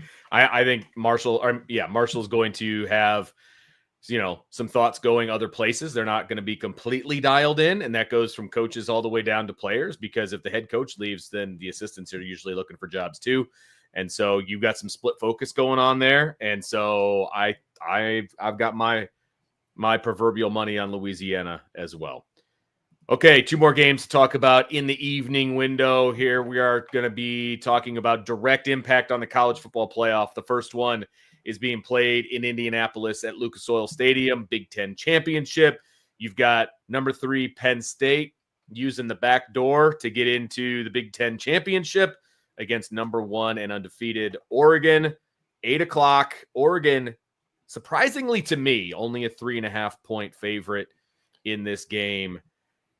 Brian, Oregon, let's talk about the Ducks and how they got to the Big Ten Championship game. It's kind of a foregone conclusion, it felt like, for a long time. How they got here is because USC and UCLA got super greedy and decided they wanted to leave the West Coast and take that money in the Big Ten. And Oregon and Washington were kind of left with, do we try to rebuild the Pac-12 without LA market, or do we take in the money and run as well? They took the money and ran. They got paid less, I believe, than some of the other Big Ten teams. I think that was part of the deal. So they said, fine, you want to pay us less money? We're going to run your league this year. And that's exactly what they did.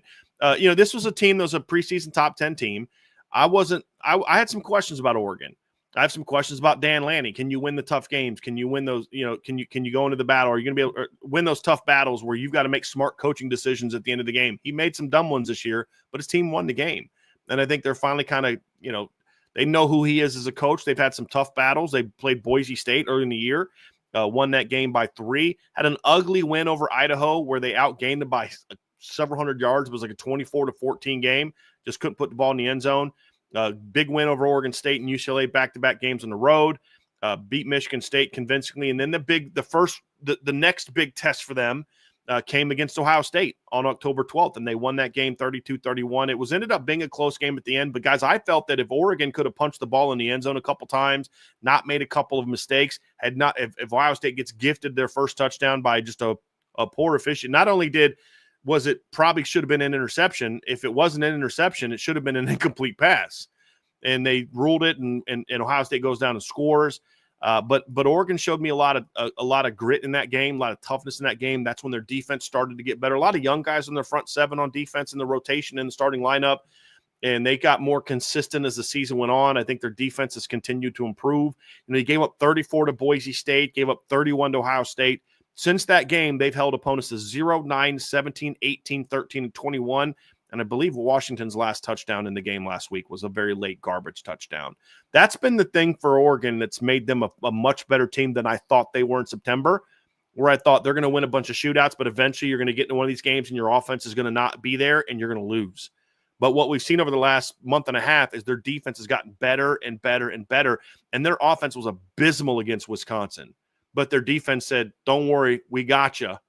And they were able to hold the Wisconsin offense in check until their defense was finally able to step up and make some plays, and with the help of some really questionable decisions by Luke Fickell and his staff in that game as well. But, that Illinois game, you started to see this team say, hey, we can be something special.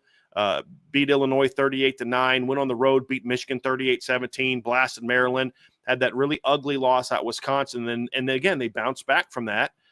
With a week off, thanks to a week off, with a very convincing win over Washington. The only question I have in this game, guys, is if you look at, they haven't had a lot of trips East Coast. They beat Purdue and Michigan on this East Coast trip. They didn't look great against Purdue. You guys watched that game. I think it was like a Friday night game. It was a sloppy win. Purdue's terrible. And then Michigan, I thought they played well against Michigan in that travel. And then, of course, the Wisconsin game is their most recent. Now they're flying across the country again and playing on the East Coast. We're going to see how they perform in that game, and it's going to be it's their chance to win a conference championship. The guys, Oregon's been here a lot before, and they keep falling short. Dan Lanning's first year at Oregon, they had a chance to win their conference championship, right, and got knocked out, late in the season with a loss to Oregon State. And so that knocked them out of the conference championship game, lost at home to Washington, could not beat Kalen DeBoer. And then last year, they had a shot to go win the conference championship, lost to Washington in the regular season, lost in the rematch to Washington. So he's been there before late in the season with a chance to win a conference championship, and his team has come up short. That's why I keep saying, everybody talks about James Franklin's not a big game coach, not a big game coach. Well, the only reason anyone thinks that Dan Lanning is because he beat Ryan Day, who is also not a big game coach. Right. So this is actually going to be a big game for both of these coaches to prove like, hey, I am that guy that can lead this team. And that's going to be the big question for Oregon. But that's how Oregon got here. You can thank USC and UCLA for that one. Big Ten and your own greed got these teams out from out west to come here and run your league in the first year. Well, smart move, fellas. Trevor, how did Penn State get here? Say it. You can say it, Trev. Penn State got here. I don't know. Look, to me, this is kind of the same Penn State team that they've always been. They just didn't have to play that second top-tier team in the Big Ten. They only played Ohio State, which they lost. In years past, Penn State would be ranked in the preseason top 10, probably somewhere around 7, 8, and they would beat up on a bunch of, Penn State, the UCLAs of the world, Bowling Green, and then they would play either Ohio State or Michigan and lose that game.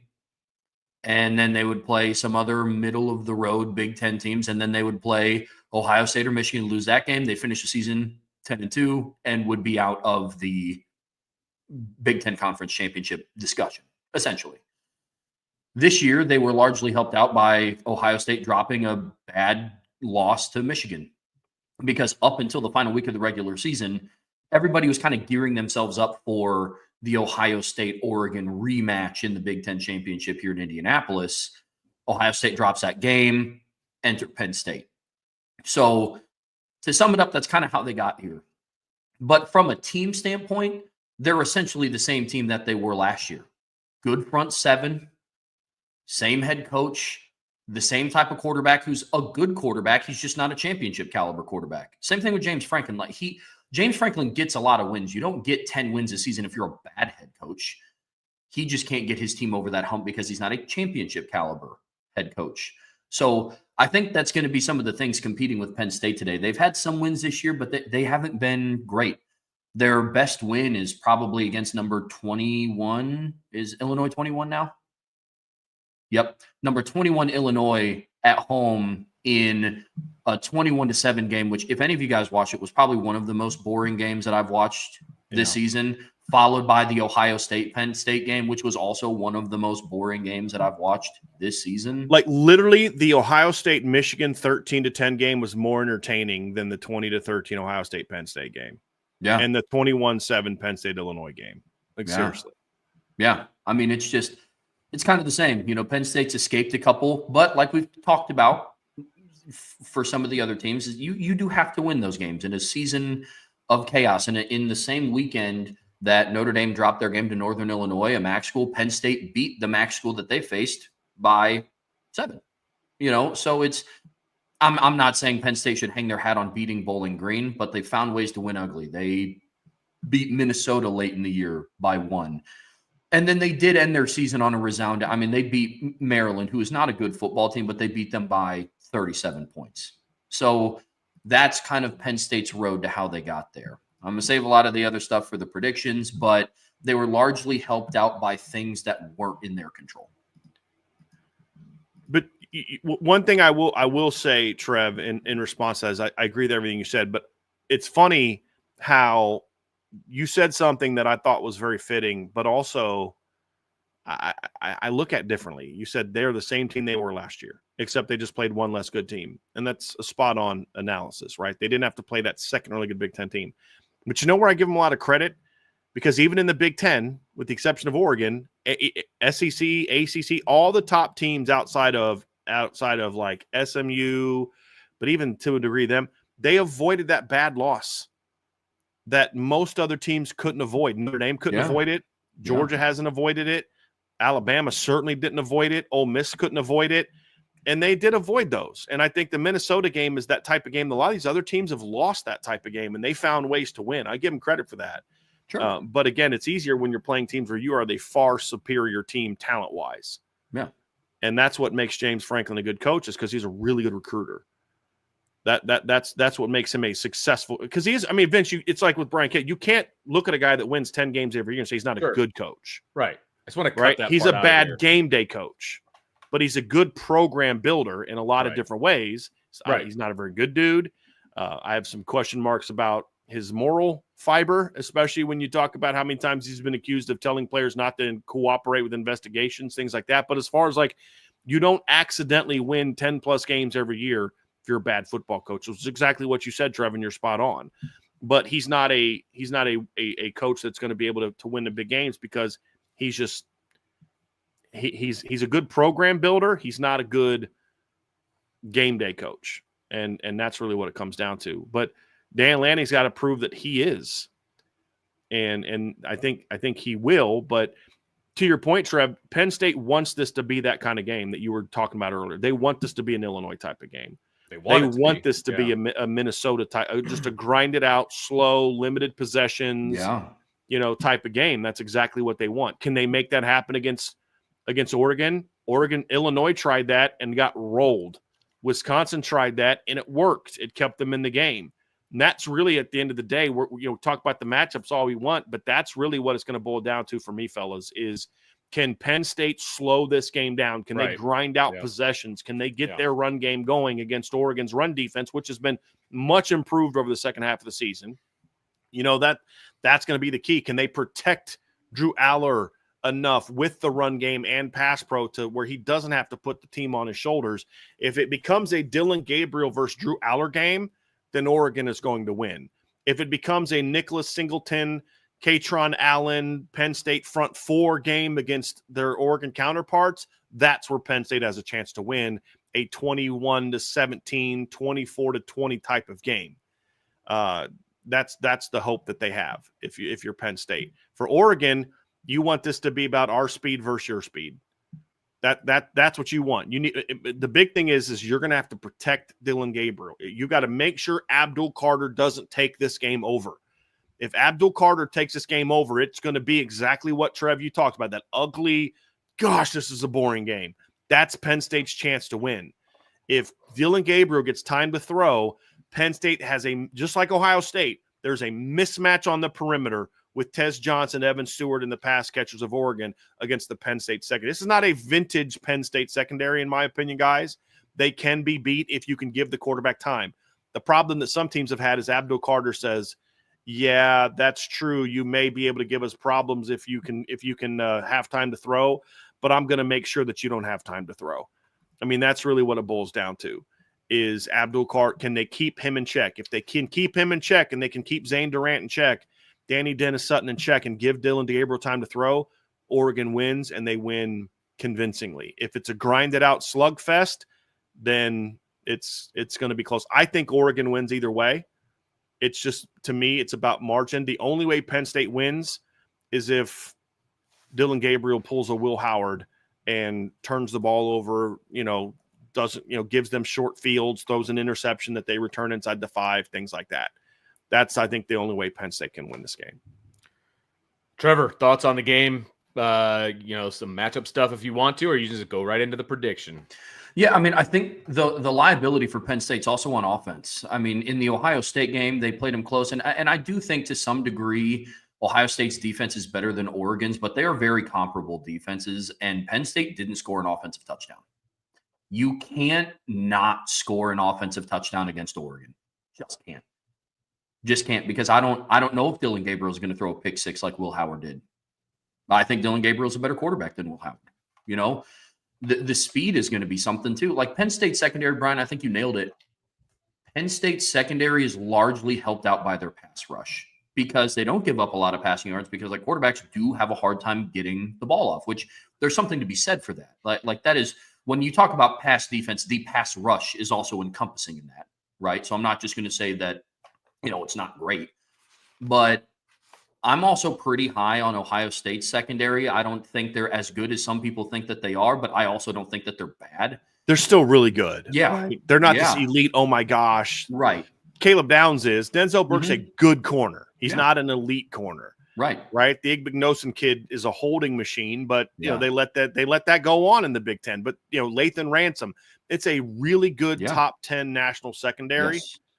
Yes. But Penn State's is not. To your point, I'm backing up what you're saying. Like, it's a good secondary. They got a very good pass defense, but it's And we all saw what Oregon was able to do to that secondary. Right. So Abdul Carter is going to be the key for them. Unfortunately for them offensively, it's kind of like stopping Notre Dame's offense to some degree in past years. They have a really good tight end and a couple of running backs that can make the ball go, but and in the pass game. Yeah. The running backs in the pass game are, especially Singleton, is a very interesting part of this game. Yeah. Because, Trev, don't you think Oregon's got to be smart enough to say, we're not going to let Tyler Warren beat us? We watched the USC game. We're not going to be like that. So now you got to find ways to get those running backs going. That's going to be the key. What's your predictions for this game, Trev? I think Oregon wins either way. Now, it's going to come down to if Penn State can make it that slugfest type of game, which I still don't think that they would win. But for me, I have Oregon winning 31-10. I think that was a prediction that I had. Yeah, I just don't see it being a close game. Penn State doesn't have the horses on offense. They don't. I mean, it's to a point where I would consider you went 31-20, by the way, in our thing. Did I? Yeah. Okay.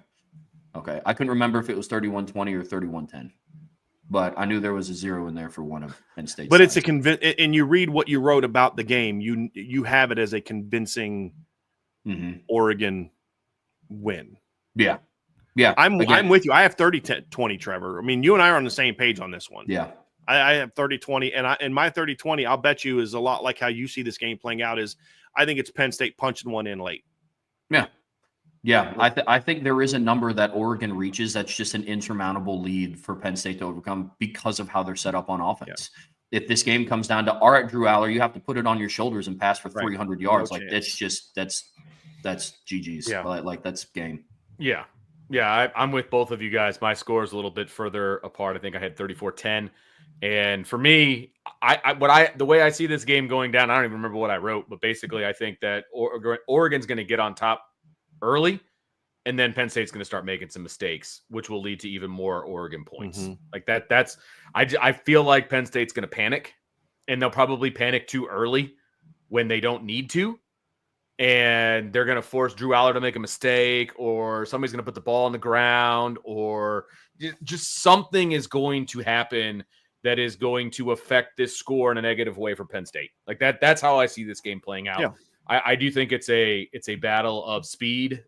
Like, how about old Big Ten versus new Big Ten? You know what I mean? Like, that's not the game that Oregon's going to play, but I think Oregon can match up with Penn State. I don't think Penn State can match up with Oregon. This is what you said in your thing. It's also safe to say Penn State has not faced an offense with this type of speed. Ohio State struggled with Oregon speed, and I see much of the same with the Nittany Lions. That's it right there. There you go. And that's why Abdul Carter's so important for Penn State. If they're going to win this game, Zane Durant, Abdul Carter, Danny Dennis Sutton, they have to be the stars of the game. Like, that's the key. They have to be the stars of the game. If they're the stars of the game, Penn State has a chance. If they're not, Oregon's going to win and win convincingly. Right. That's where it's at. All right, boys, we got one more game to talk about, the ACC Championship. You got number 17 Clemson, who gets in thanks to Syracuse and their win over Miami. So Miami falls out. Clemson is in, and they are taking on SMU, who is currently sitting in the number 8 spot. That game is being played at Bank of America Stadium in Charlotte, 8 o'clock on ABC. SMU, a 2.5-point favorite in this game. This is, listening to people talk about this game, gentlemen, is brand versus actual football. Like, that is what this game comes down. People that can't see past Dabo and the Clemson logo cannot see SMU winning this game. And then people that actually watch football games and can analyze things see SMU. I love it. I love that's it. How I see this game, guys. You can tell me if I'm wrong, but Trevor, why don't you let us know how Clemson got into this game, how they got here? Yeah, you got it. You're in for a wild ride on my prediction. But how Clemson got here. So this year, Clemson has not beaten the good opponents on their schedule. And Brian had alluded to it in other shows that they had avoided the better teams in their conference anyways. And the only good team that they did face in their conference was Louisville and got absolutely thrashed. What's up? There were 7 teams in the ACC that finished with a above 500 record in conference play. They played one of them, Louisville, and got smacked. They avoided the other 5 because they're one of them. They didn't have to play the other 5. The next closest, the only other team they played all year with a winning record was Pitt. They played 4 teams all year with a winning record. They beat one of them, Pitt, where they needed a last-minute touchdown run. I wanted to put some context to your statement, Trevor, because you nailed that. Yeah. And so, this is to me the definition of backdooring your way into a potential playoff spot. It is. Like, it's nothing that Clemson did out on the field outside of winning 9 games put them in a spot to where this could be. Because, I think there is something to be said about still being able to win 9 football games in a season. Because in order to backdoor your way into something, you have to put yourself in that position. Yeah. You know what I'm saying? So, for Clemson, it's going to come down to how are they going to perform against an opponent of quality. Yeah. Because so far this season, they played South Carolina, an opponent of quality, lost by 3. Louisville was a quality opponent. They lost by 12, and it wasn't that close. No, it was not that close. They played Georgia, another quality opponent in week 1, and they lost by 31 points. Yeah. So it's going to be interesting to see how Clemson fares that way. But how they got here, they were largely helped out by Miami losing a couple in November. So that's kind of where Clemson's at, man. Yeah. How SMU get here, Vince? Quarterback change. That's how SMU got here. Start the season off with a really ugly win at Nevada, where they had to come back and win the game. Slugfest, their tight end, R.J. Maryland, was a big factor in that fourth quarter, made a couple huge plays to get that win in that game. Big win over Houston Christian, an FCS team, the next week. And then they played BYU at home. and they were still kind of doing that 2-quarterback thing. I believe that Preston Stone started the game, and then they brought in Kevin Jennings and eventually kind of turned the game over to him. But it was too late, too late. After that game, after that loss to BYU, they made the switch of benching Preston Stone, which was a tough decision because Preston Stone was coming off a season in which he threw for 3,197 yards, 28 touchdowns, and 6 picks, and rushed for 4 touchdowns a year ago. That was a gutsy call and not an easy call to make, and honestly one that I questioned if it was the right move at the time. The next week they came out and beat TCU. They had a bye. Came out of the bye, beat TCU 66-42. That's an 8-win team, which means it's better than anything that Clemson has done. Beat Florida State, blew out Florida State the next week. Went on the road and beat a good Louisville team in a back and forth game where they led for a good chunk of that game. Beat them by 7. Kevin Jennings was outstanding in that football game. Went on the road, blew out Stanford. Had a really tough game against Duke. He threw 3 picks. It was by far the worst game he played, but they were able to find a way in overtime to win that game 28-27. It's a 9-3 Duke team. Then they blew out Pittsburgh the next week, guys, and it was 48-25. But if you look at that game, because this was during the period where I felt that SMU's defense kind of started to play a lot better football, Pitt put 2 touchdowns on the board in the last 4 minutes against their second-team defense. It was 48-11 when they pulled their starters against Pitt. And at the time, that was an undefeated Pitt team that had not lost a game yet. They absolutely annihilated Pitt in that game. Next week, they won a hard-fought or bye week and then a hard-fought game over Boston College where they actually had to come back a little bit in that game and win. Went on the road, blew out Virginia 33-7. And then with the ACC championship berth on the line, they played a Cal team that is not a great Cal team by any stretch, but a Cal team that went on the road and beat Auburn, lost to Florida State by 5, terrible loss, by the way, lost to Miami by a point, Pitt by 2, NC State by a point, Syracuse by 8, SMU beat them 38-6, and it wasn't close. So this team has really turned it on late with what they've been able to sense, and SMU came into the season, guys, with a statement to make. They were willing to say, we were willing to not take TV money for the next number of years. I think it's 3 years. That's how bad we want to get into your league. And they showed this year that they belong. And Florida State got all pissy about it. You're bringing in this bad team. Well, that bad team just curb stomped you earlier in the year and is now running this league. That's how they got here. Now what we got to find out, fellas, now that the lights are really bright, and you've got a chance to go get it done against a traditional powerhouse program, can you step up to the plate or do you kind of get a little bit tight, right? That's going to be the question, because if this game is about SMU plays the way they have all year and Clemson plays the way they have all year, this will not be a close football game. But if SMU kind of puckers up a little bit, has some uncharacteristic turnovers, plays tentative because they don't want to make a mistake, that's how Clemson gets into this football game. And your run defense has been great all year. It's got to be great again today, because Phil Moffitt, Cade Klubnik are a really strong punch, but this SMU team has given up less than 100 yards a game. And somebody said, well, SMU hasn't played anybody. I was like, that's an example of what you said, Vince. That's you looking at the logo and the name, not looking at the team, because SMU has played a significantly tougher in-conference schedule than has Clemson, and they beat all those teams. And so, and when you look at the BYU game, that was a game. It reminds me a lot of the 16 USC team where they made that quarterback change and they were never the same team after that. Once SMU fully committed to Kevin Jennings as their quarterback, they have been really, really good football team. And that's what they're bringing into the season. Heck of a job by Rhett Lashley to get that team they're a really good football team this year. Really good football team. I really like Rhett Lashley, by the way. I saw an interview with him a couple of weeks ago. Don't sleep on SMU, because as you mentioned, Brian, this game right here is massive for their program.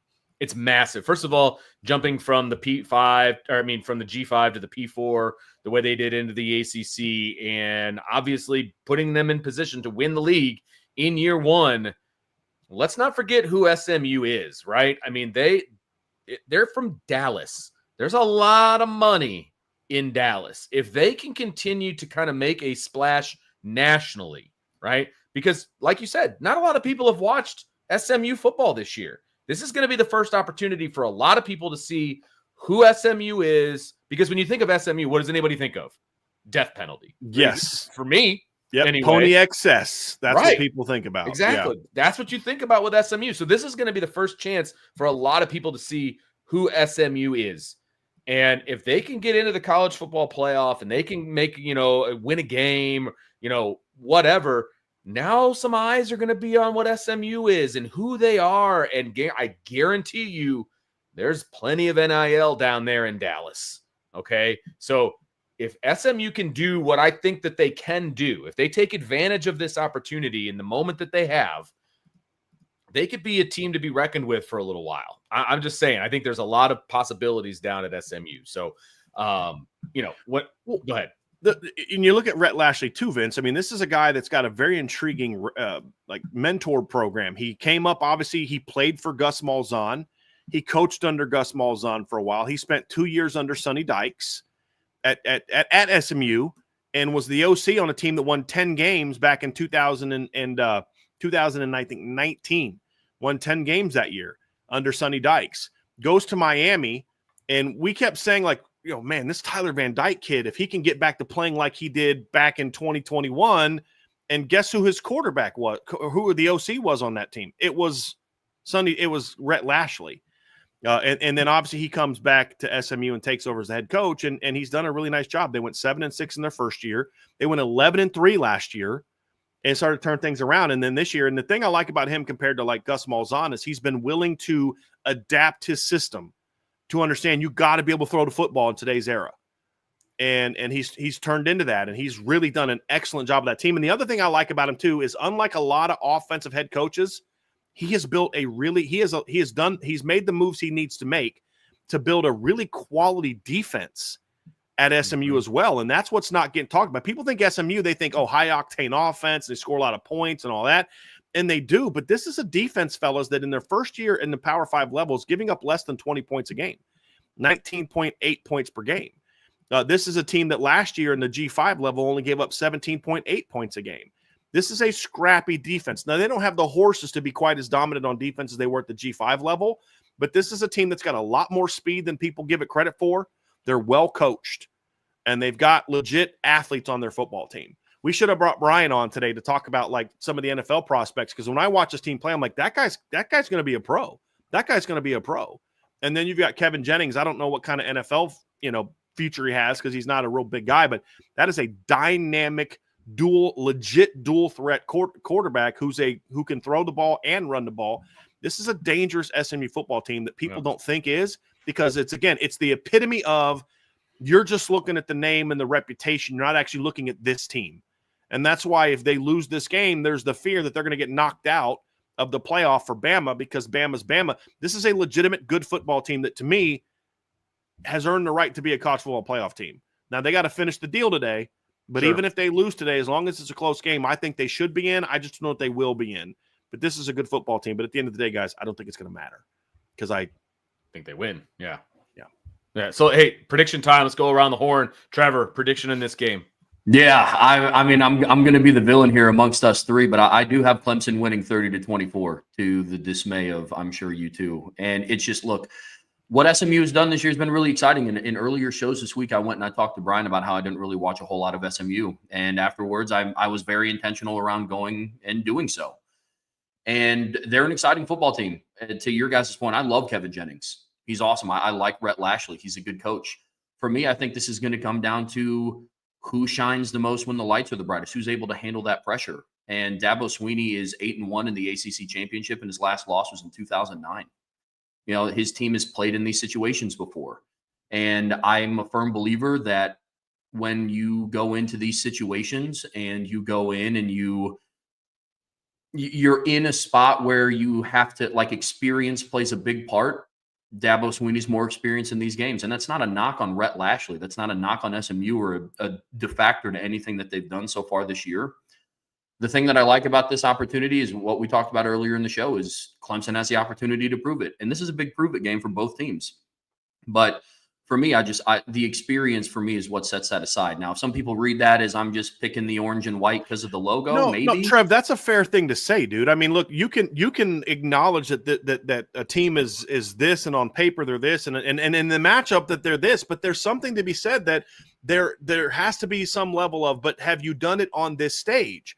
I don't agree with your prediction, but I think that's a very fair question to raise. Like, hey, listen, I mean, first time Clemson got on that stage, they didn't always win those games. I mean, they kept, even when they were getting better, they kept losing to Florida State and South Carolina. And eventually they got over the hump and beat those teams and then did what they needed to do.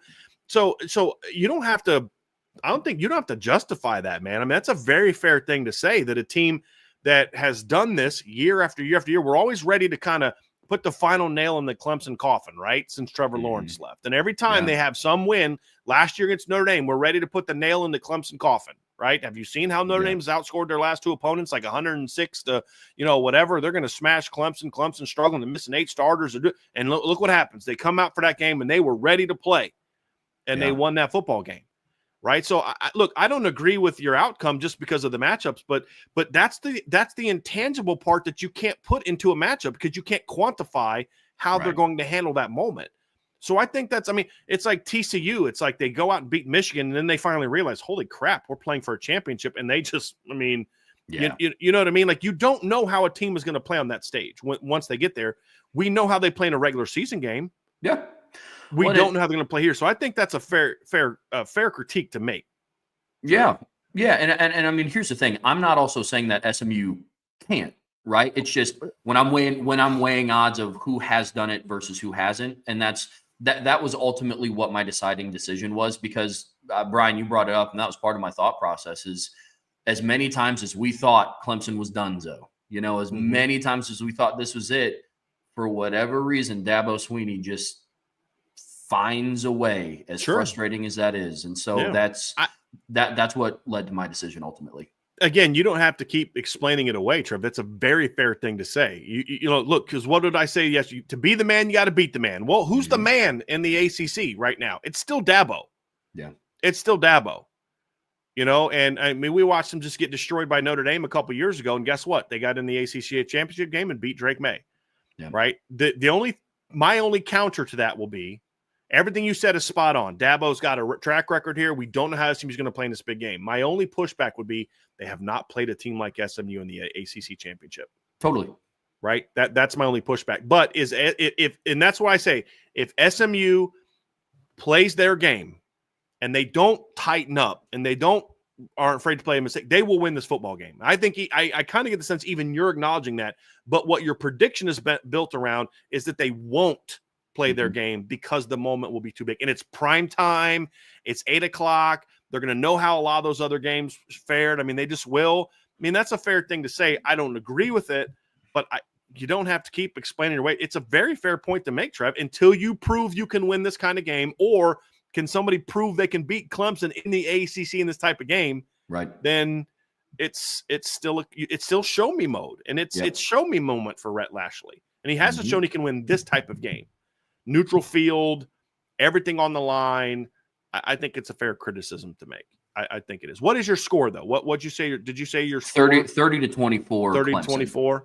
Do you see it being a back and forth game where Clemson wins it at the end, or do you think they're always kind of like a score ahead, like the Notre Dame Louisville game type? No, I see it being back and forth. How I see the game playing out, I think it's going to be a relatively slower first half. Like if it was like a 7-3 at halftime or something like that, maybe. I think the second half is going to open up a little bit.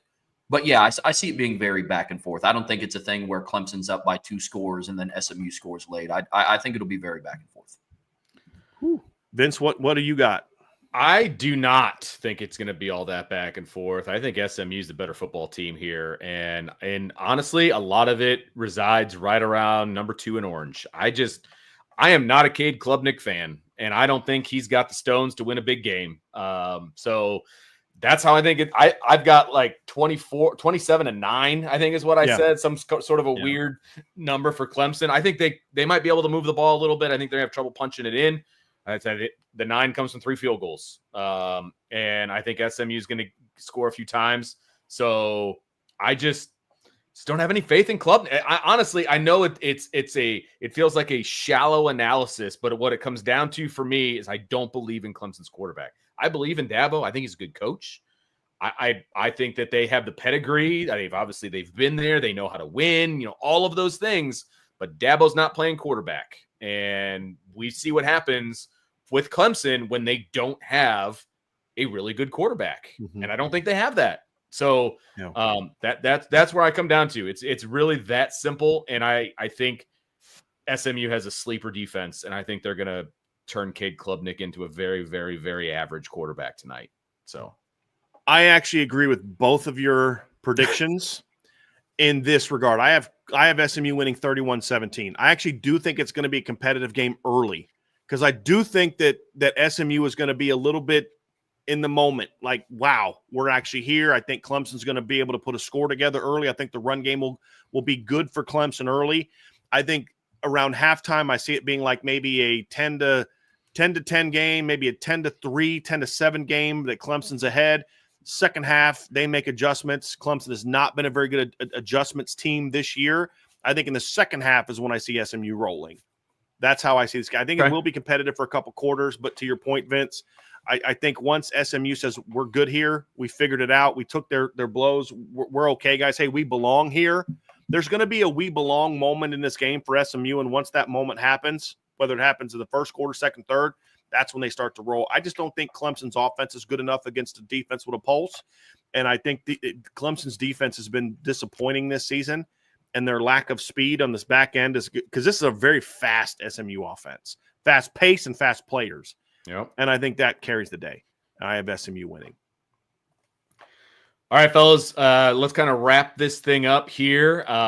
Let's talk about what we have obviously given our predictions on what we think is going to happen. So when we kind of reconvene again in 24 hours, where do we think things are going to look? How do we think things are going to look in the rankings? How do we think the playoff is going to look based on who we think is going to win and that type of deal? So obviously rankings are different than seedings.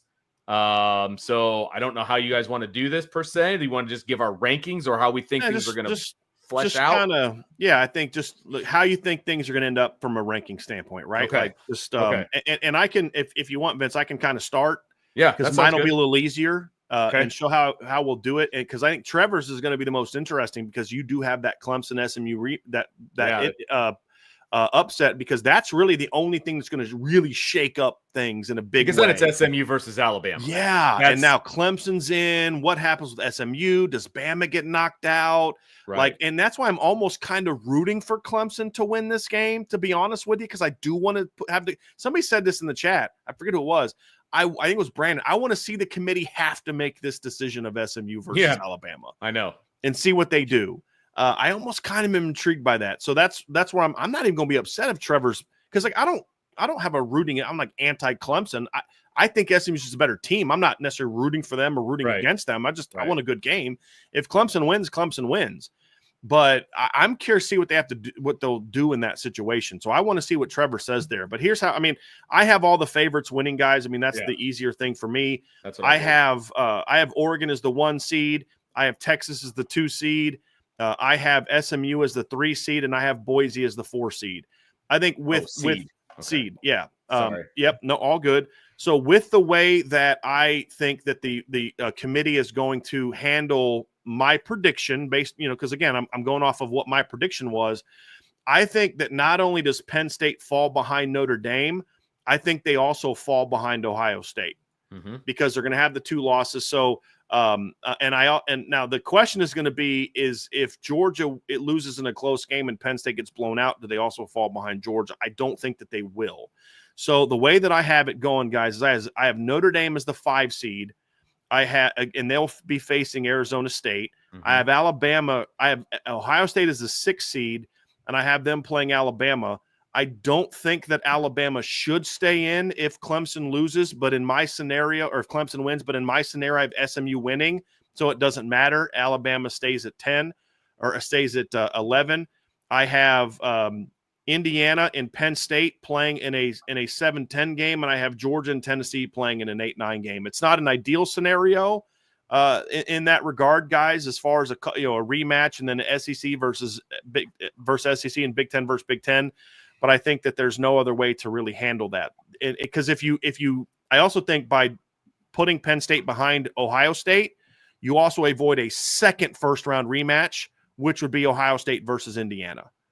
And I don't think the committee wants to necessarily get into that a whole lot. So that's how I see this thing playing out. Notre Dame, Ohio State, Penn State, and Georgia all hosting, and Arizona State being that number 12.